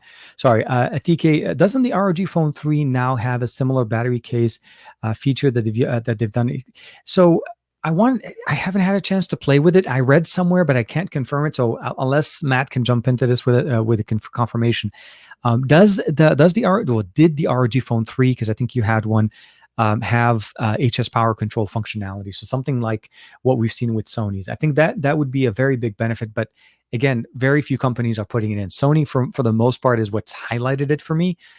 ROG, at least on the ROG Phone 2, does not have that. I know that it doesn't have it on the 2. So if the 3 brings it in, my question would be is how come we're not getting it on the 2? Because I think it's a totally software thing where essentially the system allows the power to pass through to charge the phone, to power the phone, but not charge the battery. So essentially almost like an switch to turn off battery switching.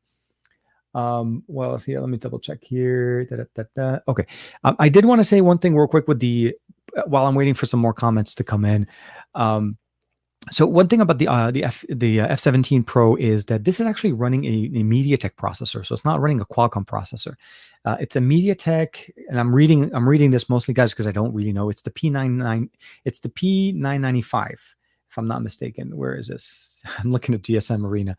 If I can ever find where the SoC is. Okay, so it's a P95. It's a 12 nanometer processor. So obviously not the 8, not the 7, not the 5. And okay. So I've seen it right there. And then we have a quad camera. The cameras on the back are dual 16 megapixels, a 2 megapixel, and with HDR. So it looks like it's triple cameras, not quad. The selfie camera is a 16 and a 2. The back main cameras is a 48, an 8, a 2, and a 2. So essentially a 48 main, an 8 wide. And of course, we have a 2 megapixel depth and two different sensors for depths. So the reality, which they actually kind of look like it, the two bottom sensors look exactly the same. But on the front, we have a 16 and a 2, and of course HDR 1080p 30, 4K 30 on the back. So I'm actually really excited about that. Let's see what Matt jumped back in there. And sorry, 1 second, Rajat. I'll jump back into you. So what I've seen rumors, it looks like ASUS are bringing it to the ROG Phone 2. No confirmation from them on what the time frame. Okay, so it's a feature that they're looking to bring in from a software standpoint. So no word as far as when that's coming in yet. Rajat's jumping back in. I think the ROG Phone 2 has it, but hoping we get it on the ROG Phone. Okay, so the Phone 3 has it. Yeah, so hopefully we'll be able to see that as well. Okay, so B is jumping back in. Apple's A14 is beastly, and the gap is so wide between the A14 and the best Qualcomm. What can they do to compete? Because power of the silicon opens so many use cases. Android and Samsung fan Exynos region here. So we really need to look at it from what we're using it for, not necessarily just because this car can go 60 miles and this car can go 70 miles an hour. Both cars are fast because you have to also consider what point of reference you're looking at it. If you put them on their own, the 865 Plus is a very capable processor. What Qualcomm did in 2020, or at least in the end of 2019 with the 865 chipset, is they bridged the ability of basically saying, look, we can give you a mid-range processor at the 765 series with 5G, and you'll still get the 865 experience from the daily activity usage. What the 814 or the 813 Bionic is really going to basically provide you those things is if you're using it to that full potential. If you're playing those type of games, you're playing those type of 3D games in the examples that they've shown you. If you're using them for the general use, again, waking up, checking your news feed, checking your social media feed, posting pictures, taking pictures, answering emails, opening and closing news applications, or just doing normal, I would say, general daily activity, the A14 is no different to you than the A12 or the A11 or even the A13 Bionic. You wouldn't know the difference. So again, just because a number on a benchmark says that this SoC is faster than this SoC, it doesn't necessarily mean it's going to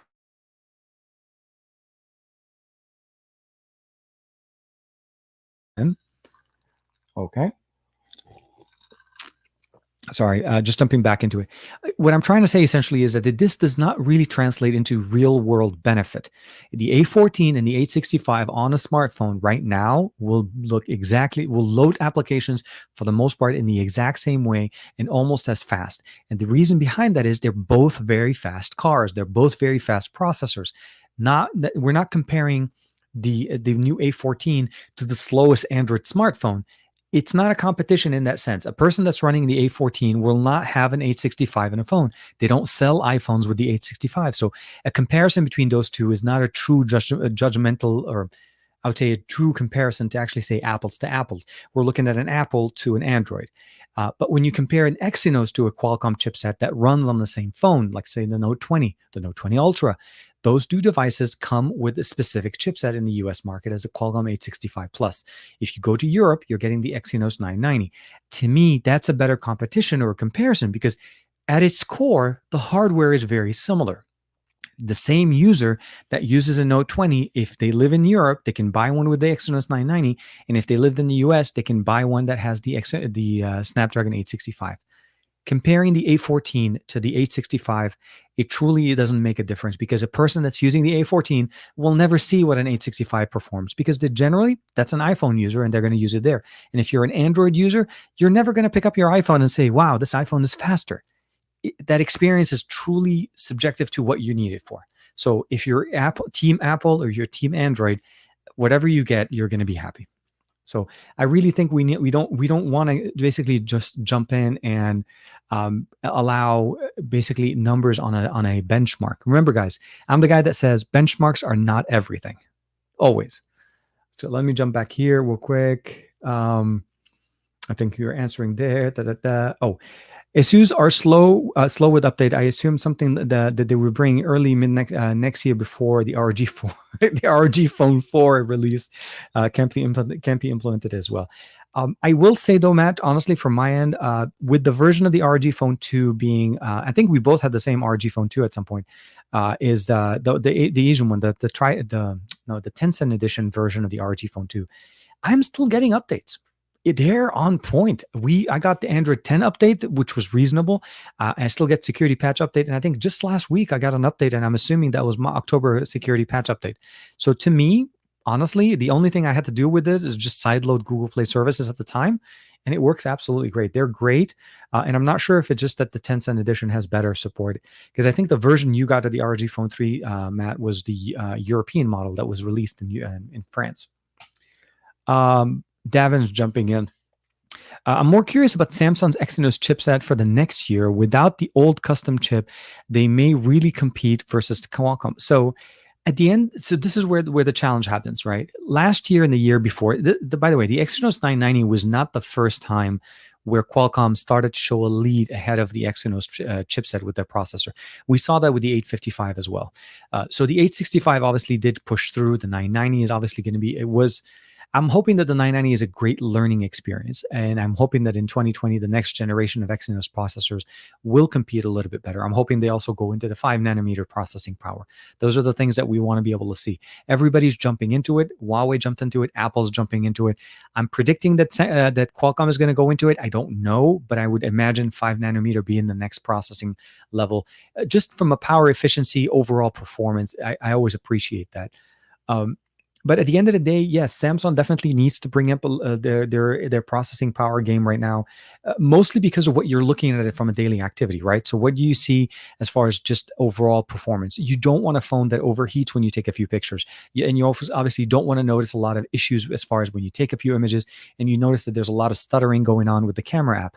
But at the end of the day, guys, if there's one thing that I would probably say that Juan Carlos will say always, your smartphone, if you're using it on a daily basis and even your best smartphone is having a little bit of a hiccup in the camera app, at the end of the day, that just shows you that even the best SoCs relies on everything. It's a component experience.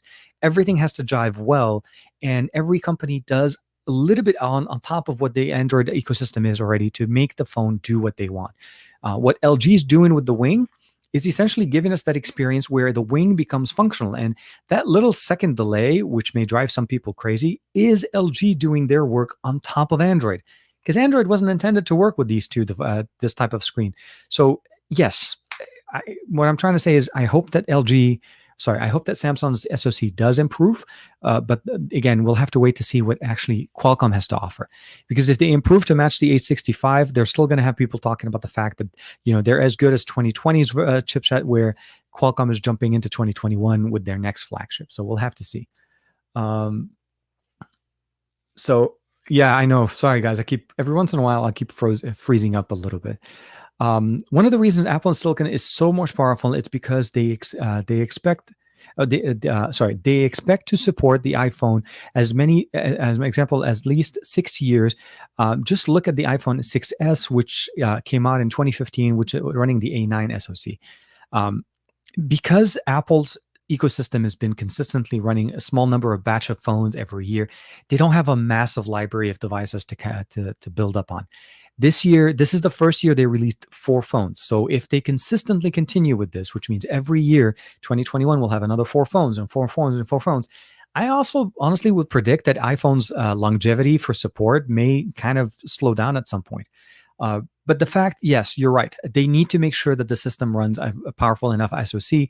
But at the end of the day, just to kind of point of reference, IR is the A9 is not running as smooth as it ran when it first came out. Every generational upgrade of iOS tends to be more favoring the latest and greatest SoC, meaning the A14 and the A13 are going to be running iOS 14 beautifully. Now, does the A12, the A11 will do the same depending on the device. For me, historically, every time I receive an update, my device starts getting a little bit slower. And as you know, as time goes on, Apple will, at some point start throttling the battery because battery degradation. They throttle the device, slowing it down a little bit. So the short answer is, it's a operating system optimized to run on their devices. The same way Google optimizes their Pixel devices to run best with their software, even if you're receiving a software 2 years after. That's part of when you control the software and the hardware. When you can dictate the two, you can make it so that it works great even after a couple of years have gone by. So definitely. Dominic Wong, and I'm hoping you guys are not doing any screen grabs of this stuff, because I'm probably like no, sorry, just messing with you guys. Hey TK, I didn't realize this was live. YouTube autoplay is on. Oh, yeah, no. So Saturday morning with tech every Saturday, 10:30 to 10:45 a.m. Pacific Standard Time. I apologize for the few minutes being late this morning. It was more about, honestly, I was just trying to figure out the thumbnail for the video because I wanted to kind of just put together something that was a little bit intriguing. But the short answer is, Saturday morning, every Saturday morning, I try to go. And although I do get the little spinny wheel thing where we're phasing out, that's more of a, I would call it, again, StreamYard, not my system at all. Here, Rajat says, I think ASUS calls it bypass charging on the RG Phone 3. Yes, which essentially is exactly the same as HS Power Control, which allows you to run the phone off power, but not have to worry about charging the battery. So definitely very nice. Here. So I think, yeah, there's both good and bad. Yes, no, definitely. I think I saw somewhere where somebody was talking about StreamYard, and it did this speed. StreamYard has this one thing that gets a little bit for me. So because it aggregates the comments from multiple sources, it doesn't run a live count. What I mean by this is, as if you guys are on YouTube or if you're on Twitch, you're seeing the live comments come in as they come in. But for me, I think they load as pages. So while I'm reading a comment or answering a comment, and I decide to just move the slider ever so slightly on my side, it jumps down to the bottom side of those comments. So I have to actually kind of scroll back up to catch up where I was before. So here, let me just go back real quick. Oh, okay. So as far as the battery life on the Wing, actually, it's been pretty consistent for me. I haven't been able to get Verizon's 5G running all the time where I live. So I've been mostly on 4G LTE, which could be the fact attributing to it. Now it's running a slightly smaller. I'm not going to say smaller. It's a 4,000 milliampere battery. It charges pretty fast, and it actually runs pretty nicely. And the fact is, because it's running a 1080p panel, and then the second display is a much smaller display. We're not running two full displays, and you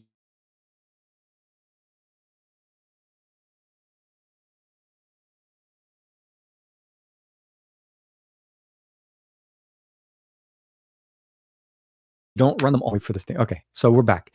Sorry, StreamYard being StreamYard, it's doing that thing. Consistently running it, so basically picking it up around 5 o'clock in the morning off the charger and putting it back on about 9 p.m. and I still have about 20%. It's consistent. It runs normally. It's one thing to keep in mind, though, that I don't run it in swivel mode all the time. I do tend to watch content if I'm doing a couple of things during the day, but for the most part, you tend to remember to use it in normal mode, and then you turn on swivel mode when you need it. So it works. Battery life is really nice. But I wasn't in Verizon 5G all the time. So for me, I think because I'm in 4G LTE, it tend to be a little bit better. So I'll try to find a little bit more time to spend in an area where there's more true Verizon 5G coverage and see if that actually puts any tax on the battery. The last time Qualcomm failed against the Exynos was the 810 days. That's one way of looking at it. After that, Qualcomm just kills Exynos. Be it performance or efficiency, standby drain time on the Exynos. Hope years will different. This year will be different. Yes, it's been literally about 3 years when we started seeing the shift. Keep in mind, at one point, Exynos used to lead. It was not always the case. So that to me is always going to be something to keep in mind. Is USB 3 faster than Thunderbolt 3 for transferring data? From your smartphone, I would say not as much. At the end of the day, just the data will transfer as fast as your system is allowing it. So there's a system level experience. So is USB 3.1 faster? To my understanding, if I'm not wrong, guys, you can correct me. I think Thunderbolt 3 is faster than USB 3.1 for transfer data, but it depends on smartphones because so here's where internal storage kind of play a factor when you're transferring data on and off. If your read speed is faster on your internal storage, you need to be able to get obviously a faster transfer rate on the transfer protocol. So Thunderbolt 3 will obviously work better, but at the end of the day, it just depends on what you're trying to do with it. Thunderbolt 3 is also used for external peripherals, as you know, like external GPUs and so on.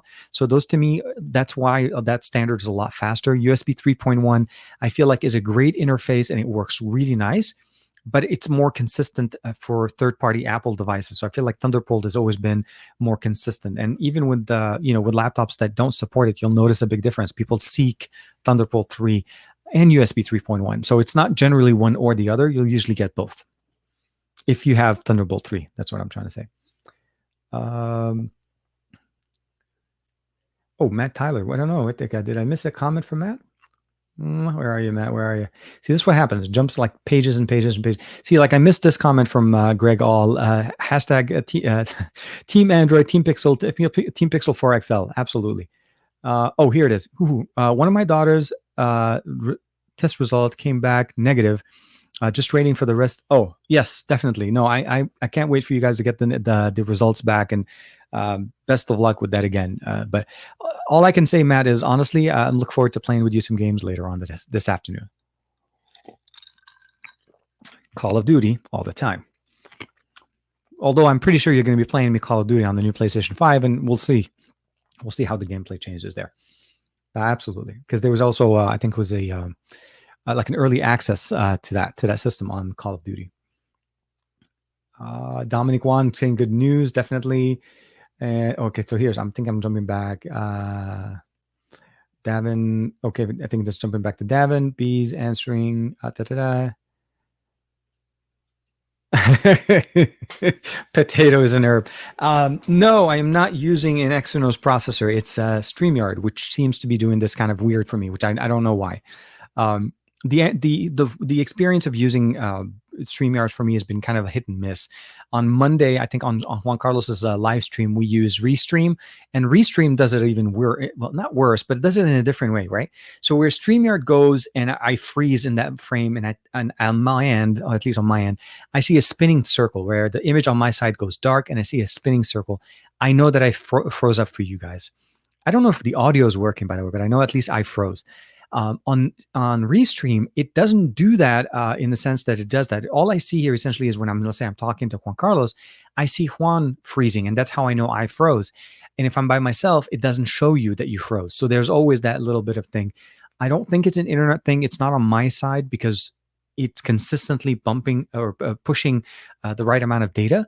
It's something to do with StreamYard, and I don't know if they're just becoming more popular, but I hope they can optimize it. It's been like this for the last couple of weeks, and I'm trying to find another service that would work best for me. Because at the end, honestly, if you're looking at the stream from YouTube or in Twitch, to you, my interface is irrelevant because that really just attributes to my experience on how to manage this.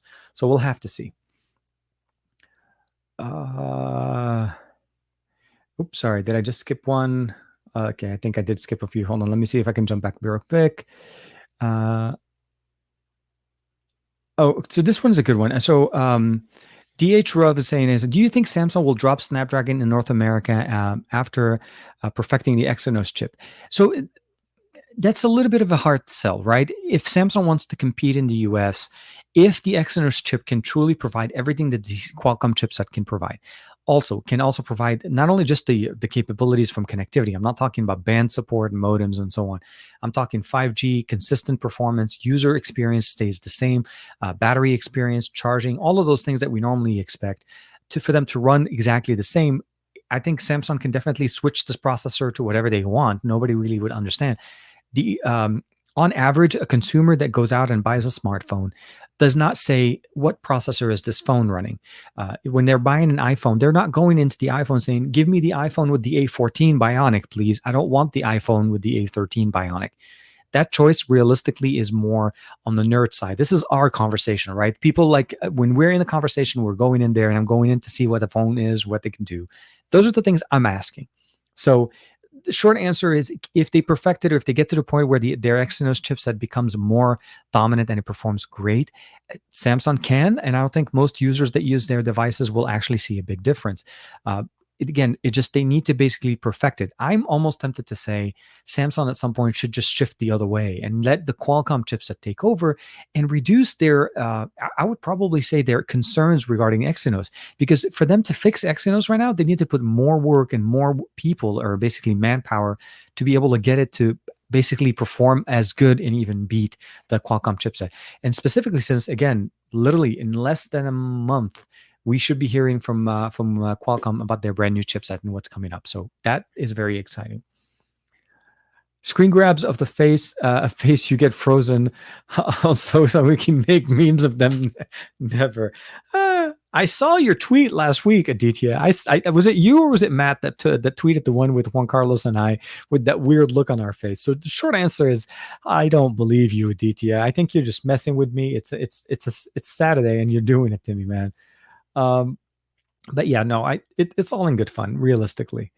Thanks, guys. One negative test, and hopefully my other daughter comes in negative as well back soon. Hopefully, yes, definitely, very much. Uh, screen grabs. Oh my God, screen grabs. Add Devian, I agree. TK's frozen. Yeah, I know. Sorry, guys. I think I'm catching some of your comments before the last freeze. Um, I'm being so British right now. The cup of tea and a digestive biscuit. Speaking of which, Matt, I enjoy a digestive biscuit, which has nothing to do with being digestive, but we actually have those cookies here as well. My wife is originally from Hong Kong, and I'm from Lebanon as well. So we grew up with a lot of British candy. So, Cadbury and all of those things. Those are things that I grew up with. So digestive cookie, that you're talking to my side of the family here. Oh, okay. So David Davis is jumping in. TK, what do you think about the rollable LG phone next year?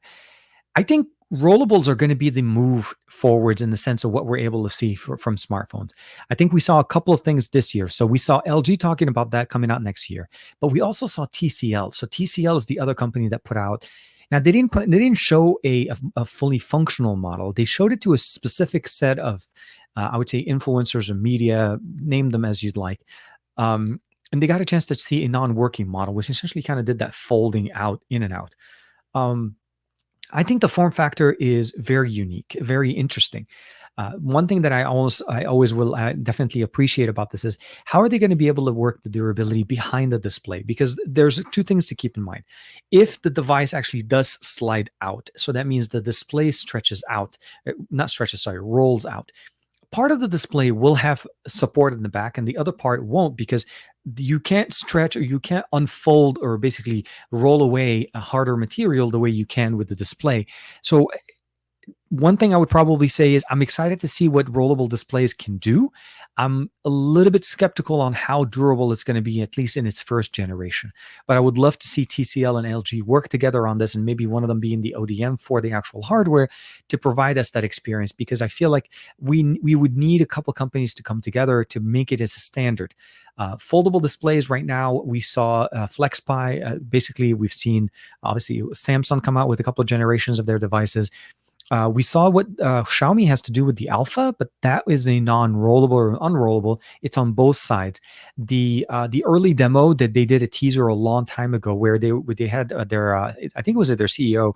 He was holding a phone in both hands, and he unfolded it on one side and unfolded it on the other hand to get a longer tablet size device.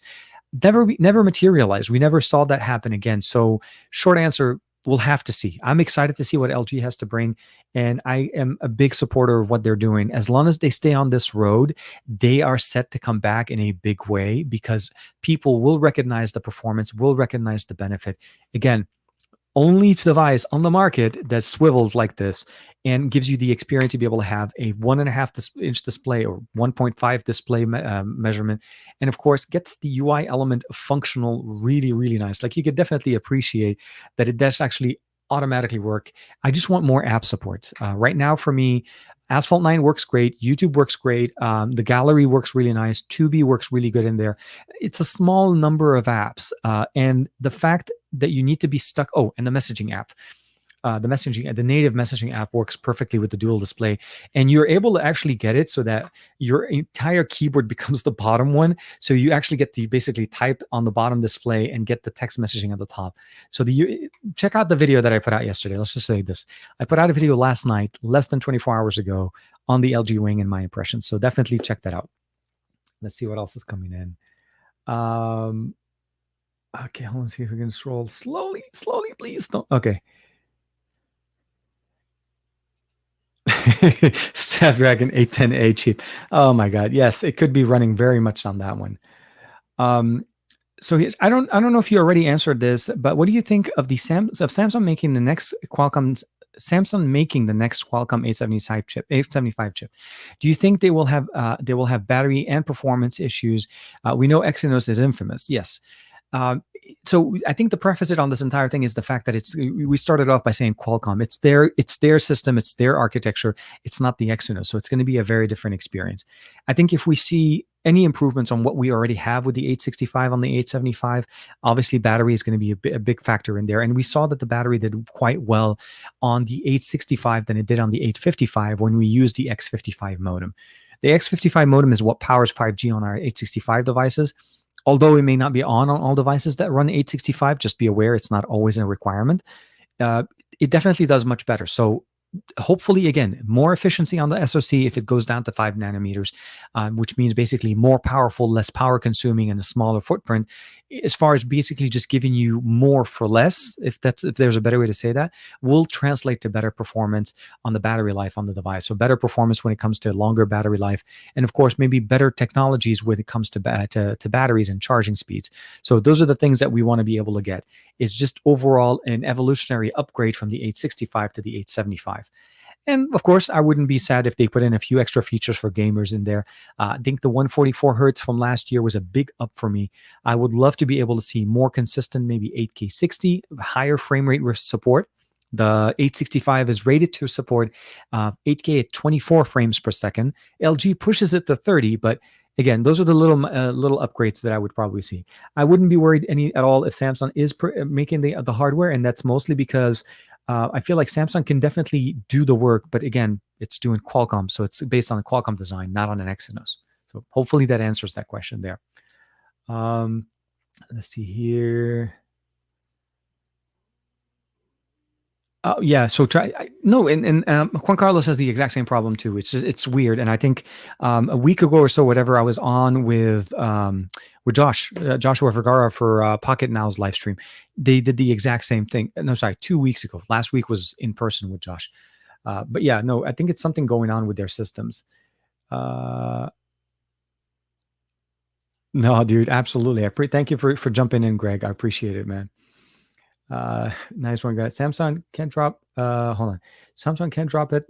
Let's see here. Okay, so Samsung can't drop it. The reason why they choose Qualcomm is the US is because they have to pay a huge royalties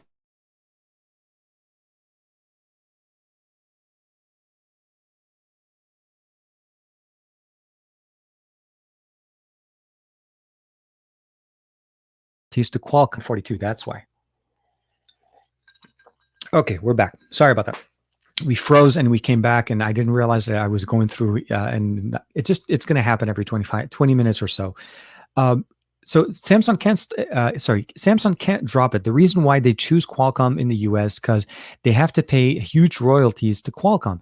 It's cheaper for them to buy the processor versus paying the royalties, and that's the reason. So it's really more of a marketing thing, really, at the end of the day. But also keep in mind, US is not the only market that that Samsung uses the Qualcomm chipset.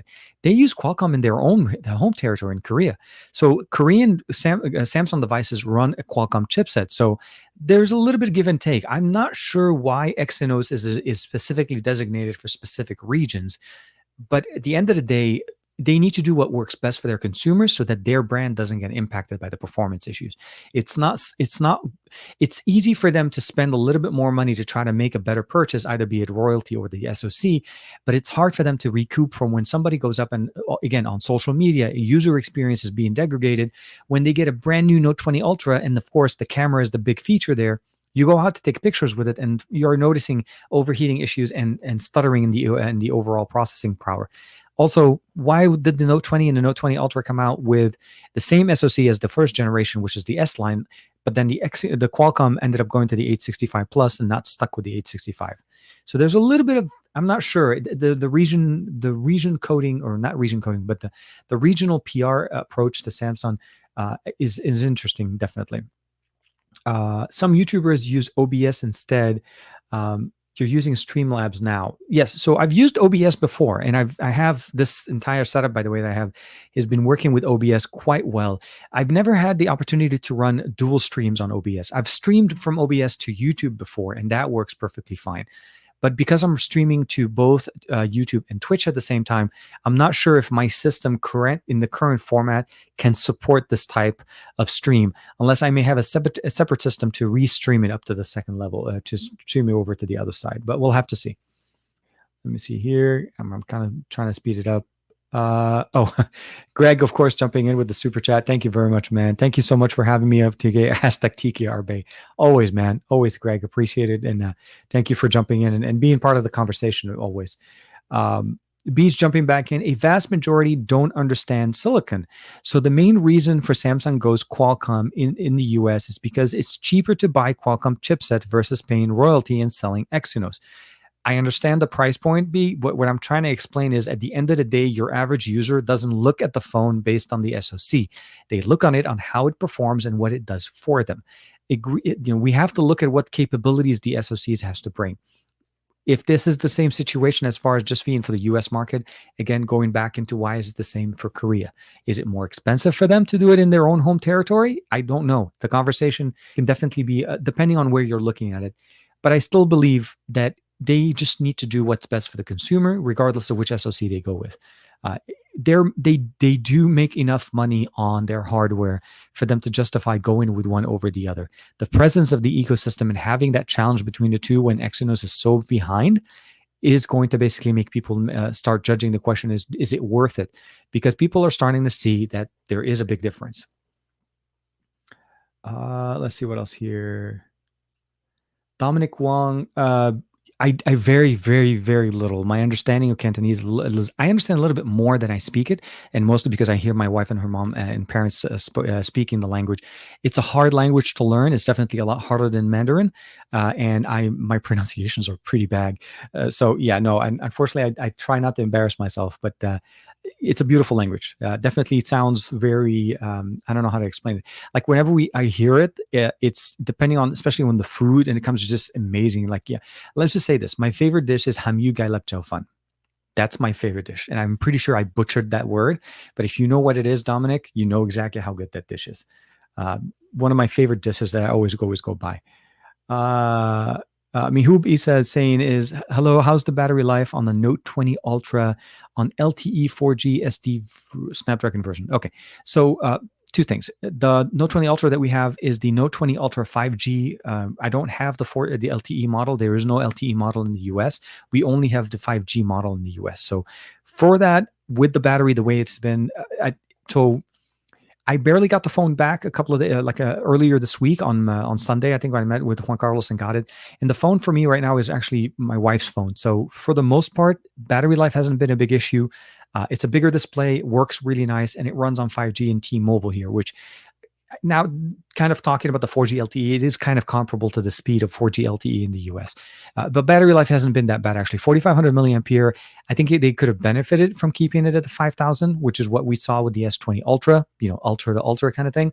But it does actually seem to be performing quite well. So no problems at all with the Note 20 Ultra on that one. Wonder if Juan is lurking in this chat. Hashtag some lurking guy. I wouldn't be surprised, guys. I seriously don't. Juan does that every once in a while. You just see him jumping in at the last second when you mention him. But yeah, no, definitely. There is a good chance. So here, Dongle Xenos Infopinion is actually saying that Samsungs are unveiling the Exynos 1080 high-performance mid-range chipset on Thursday, 12th on November. Early scores showing it better than the 875. So here's my thing. It's a little bit harder to say that it's better on a chipset that hasn't been released. That's my only concern.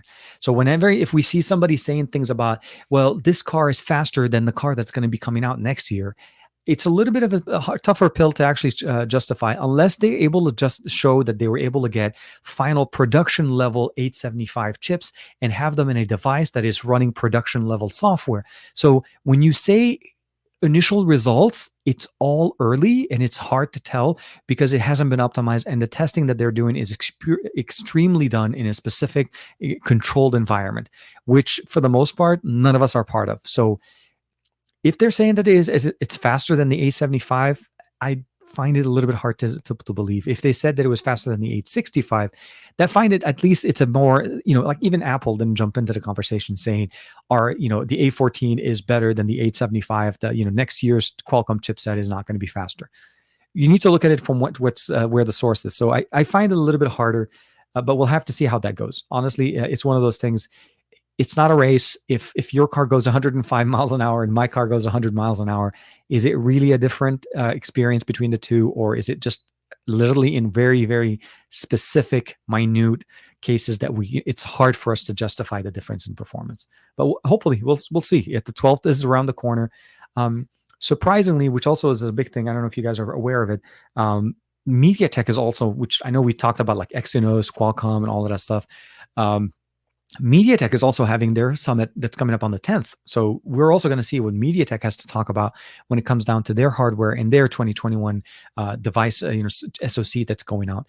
The reason why I mentioned MediaTek is I'm going to be attending that conference, but not only that, live streaming, of course. The presence of MediaTek processors and chipsets is something that I think a lot of us don't realize exists. MediaTek powers a lot of non-smartphone devices that we use on a daily basis, like those smart device switches that you guys buy, smart lamps that are connected over Wi-Fi. They're using MediaTek processors. 90% of Amazon ecosystem hardware, from their Fire TVs, Fire tablets, all of those, they're using MediaTek processors. And specifically, as we talked about again here, since we kind of shifted it over, this is running a MediaTek processor. Again, it exists in many different forms. So I know MediaTek may not be sitting at the same table and talking about everything else in the same way, but they have a very big hand into a lot of our smart life, smart technology that comes around, either be it on Amazon's system or even on the Google Assistant, smart TVs, smart things, or even with Apple HomeKit. So it wouldn't be surprised if they're making some big announcements. So we'll see what they have there. Let me see here. I wish I wasn't highlighting a comment. Okay. I think I jumped in here. Do you think, okay, so do you think with Samsung making the Qualcomm, I think, will make them cheaper? I don't know if price will be a big difference. Manufacturing of one thing is one end, but it depends on who sells it at the end.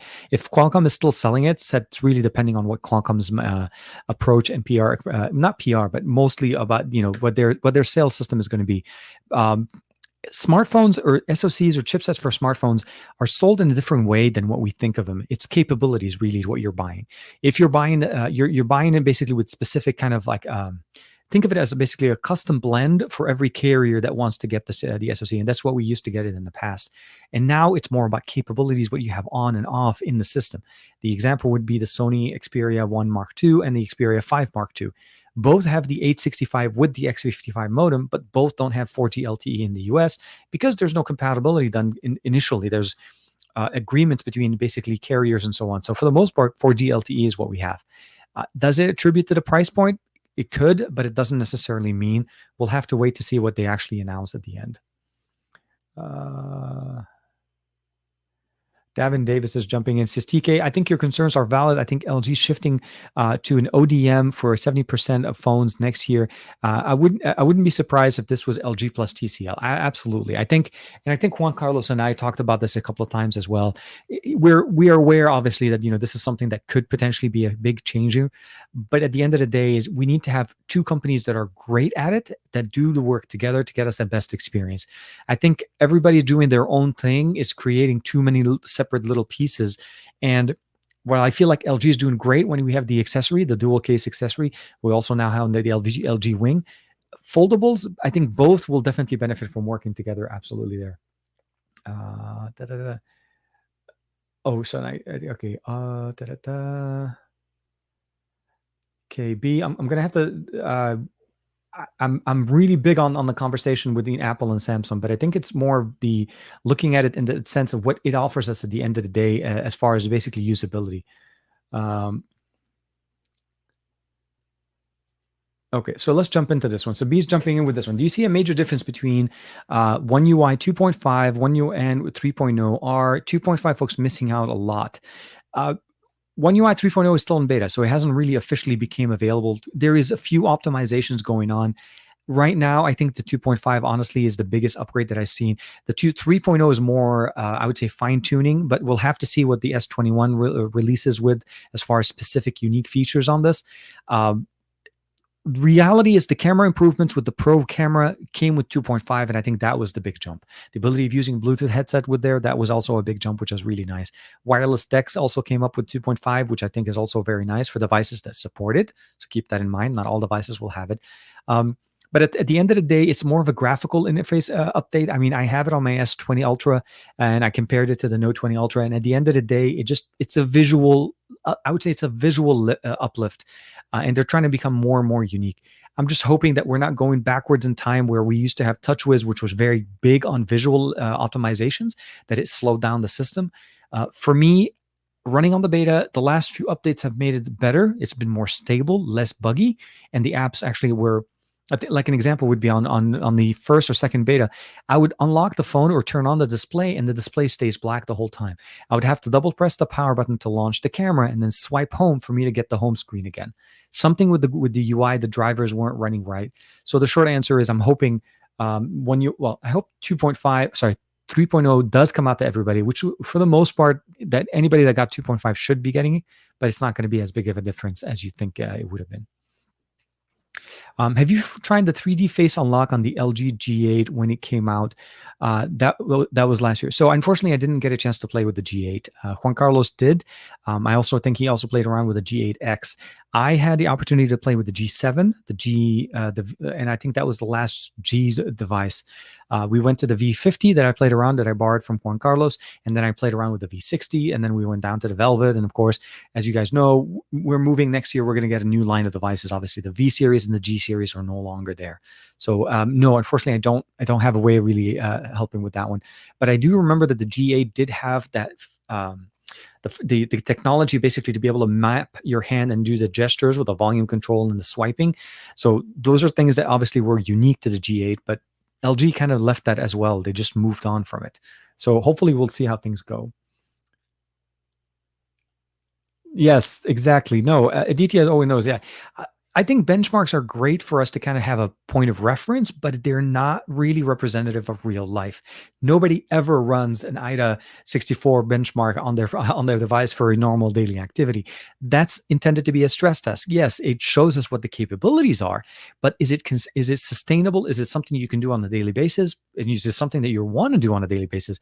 I don't think it's realistic. I think at the end of the day, it's the optimization of the software, the hardware, and the user experience. So UI, UX are always going to be a big thing for whenever we're looking at hardware or smartphones. Development needs to basically put in more work on smoothing out that experience and allowing people to enjoy their devices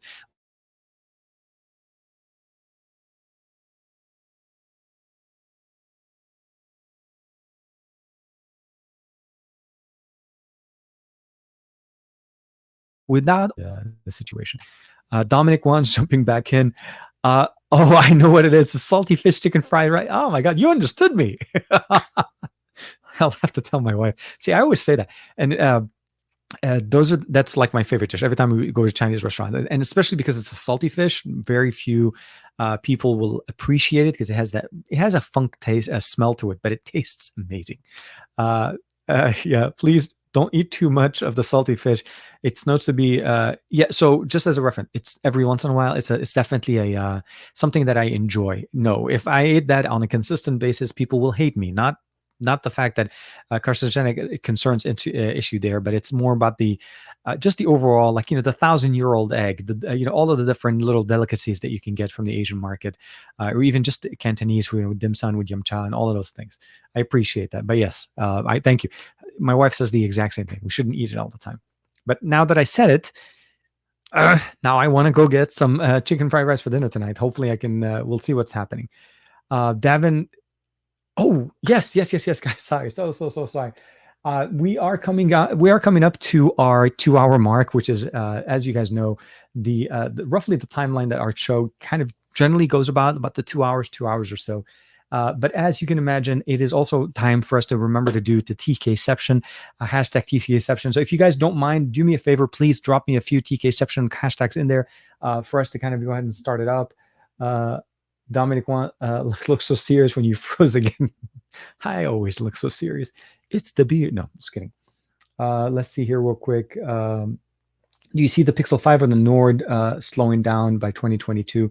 I think if anything, both of these devices will probably be hard. So as we're waiting for those comments real quick, both of those devices won't have an issue because they really are from two companies that are very focused on development and software and optimization for speed.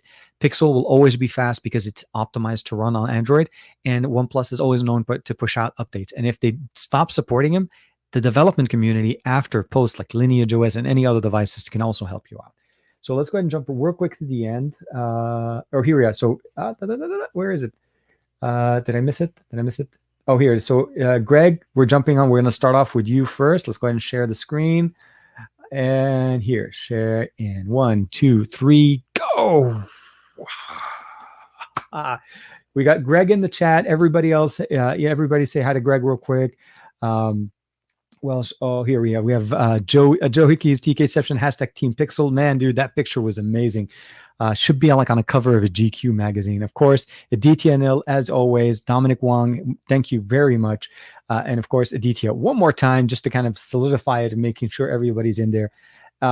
And of course, Aditya said, I think Aditya is answering somebody else's comments. Let's see, do we have anybody else? Oh, Matt Tyler's in the chat. Okay, made it. Hey, I was just trying to catch everybody else in there. And of course, Borgovar is in the comments as well. Thank you very much.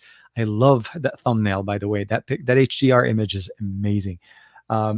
With that being said, I do want to say to you guys, honestly, it's one of those things that we want to be, just aware of what's going on when it comes to technology.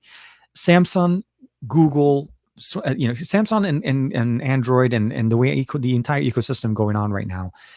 Processors are, let's just maybe one step behind, back a little bit.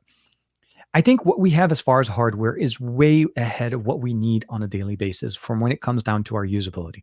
I think the software that we're getting right now is where most of the optimizations are being done. It's because that's really where most of the work that needs to happen.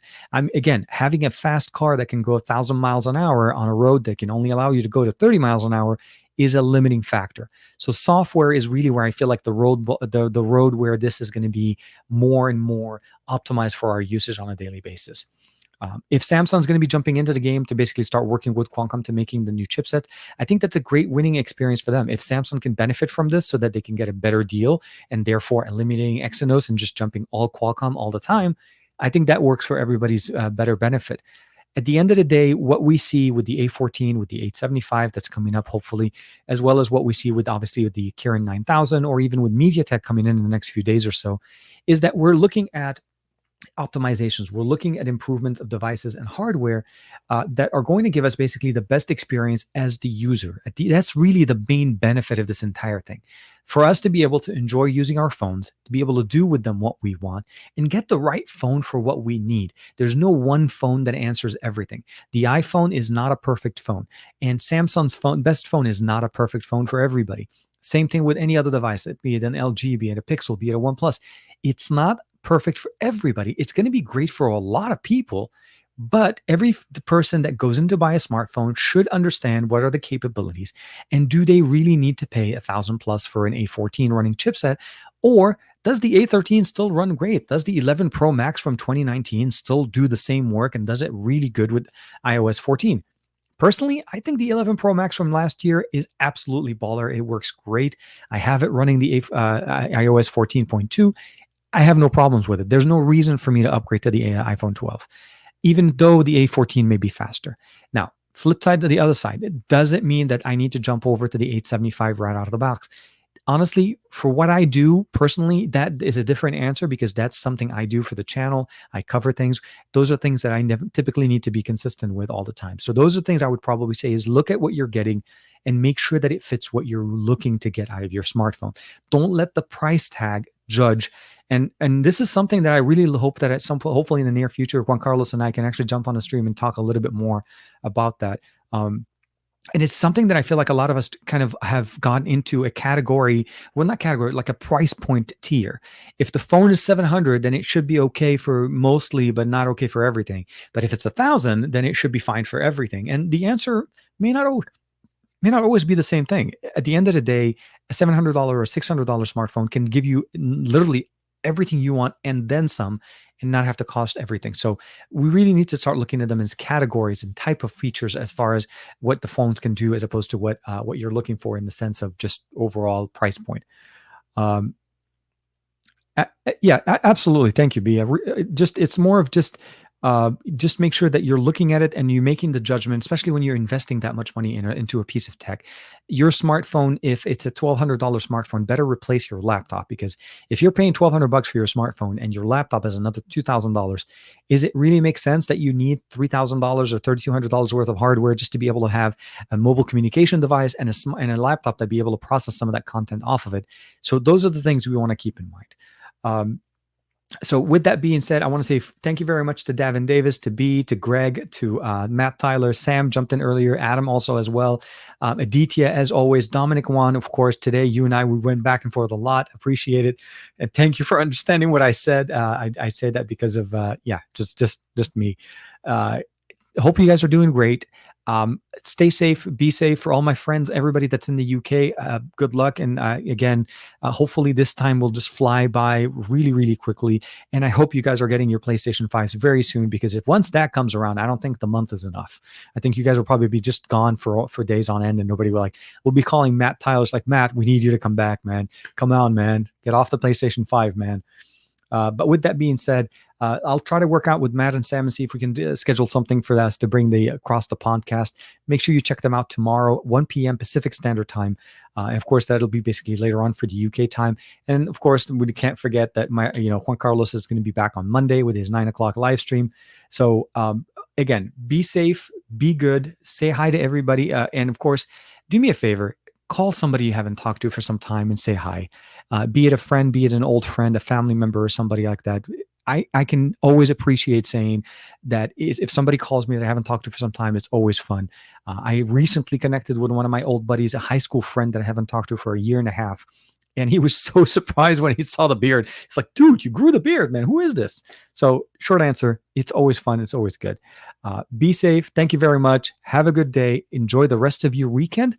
And hopefully we'll see you guys next week. I am going to have a video coming out tomorrow on a projector from BenQ that is going to be just crazy good. It's like I've never liked a projector as much as I've liked the new projector that I'm going to share with you guys a video on tomorrow. And of course, more videos and more content coming out next week, as well as I'm still actually working, by the way, on a gaming video on the Mate 40 Pro, testing out the Kirin 9000.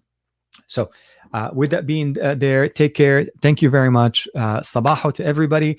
And actually, forgot to say that I've never said this to everybody else, but Sabaho is to say good morning in Arabic. And of course, goodbye is ma salame. So, ma salame to everybody.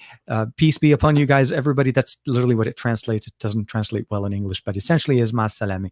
So, I'll see you guys next week. Be safe. Take care.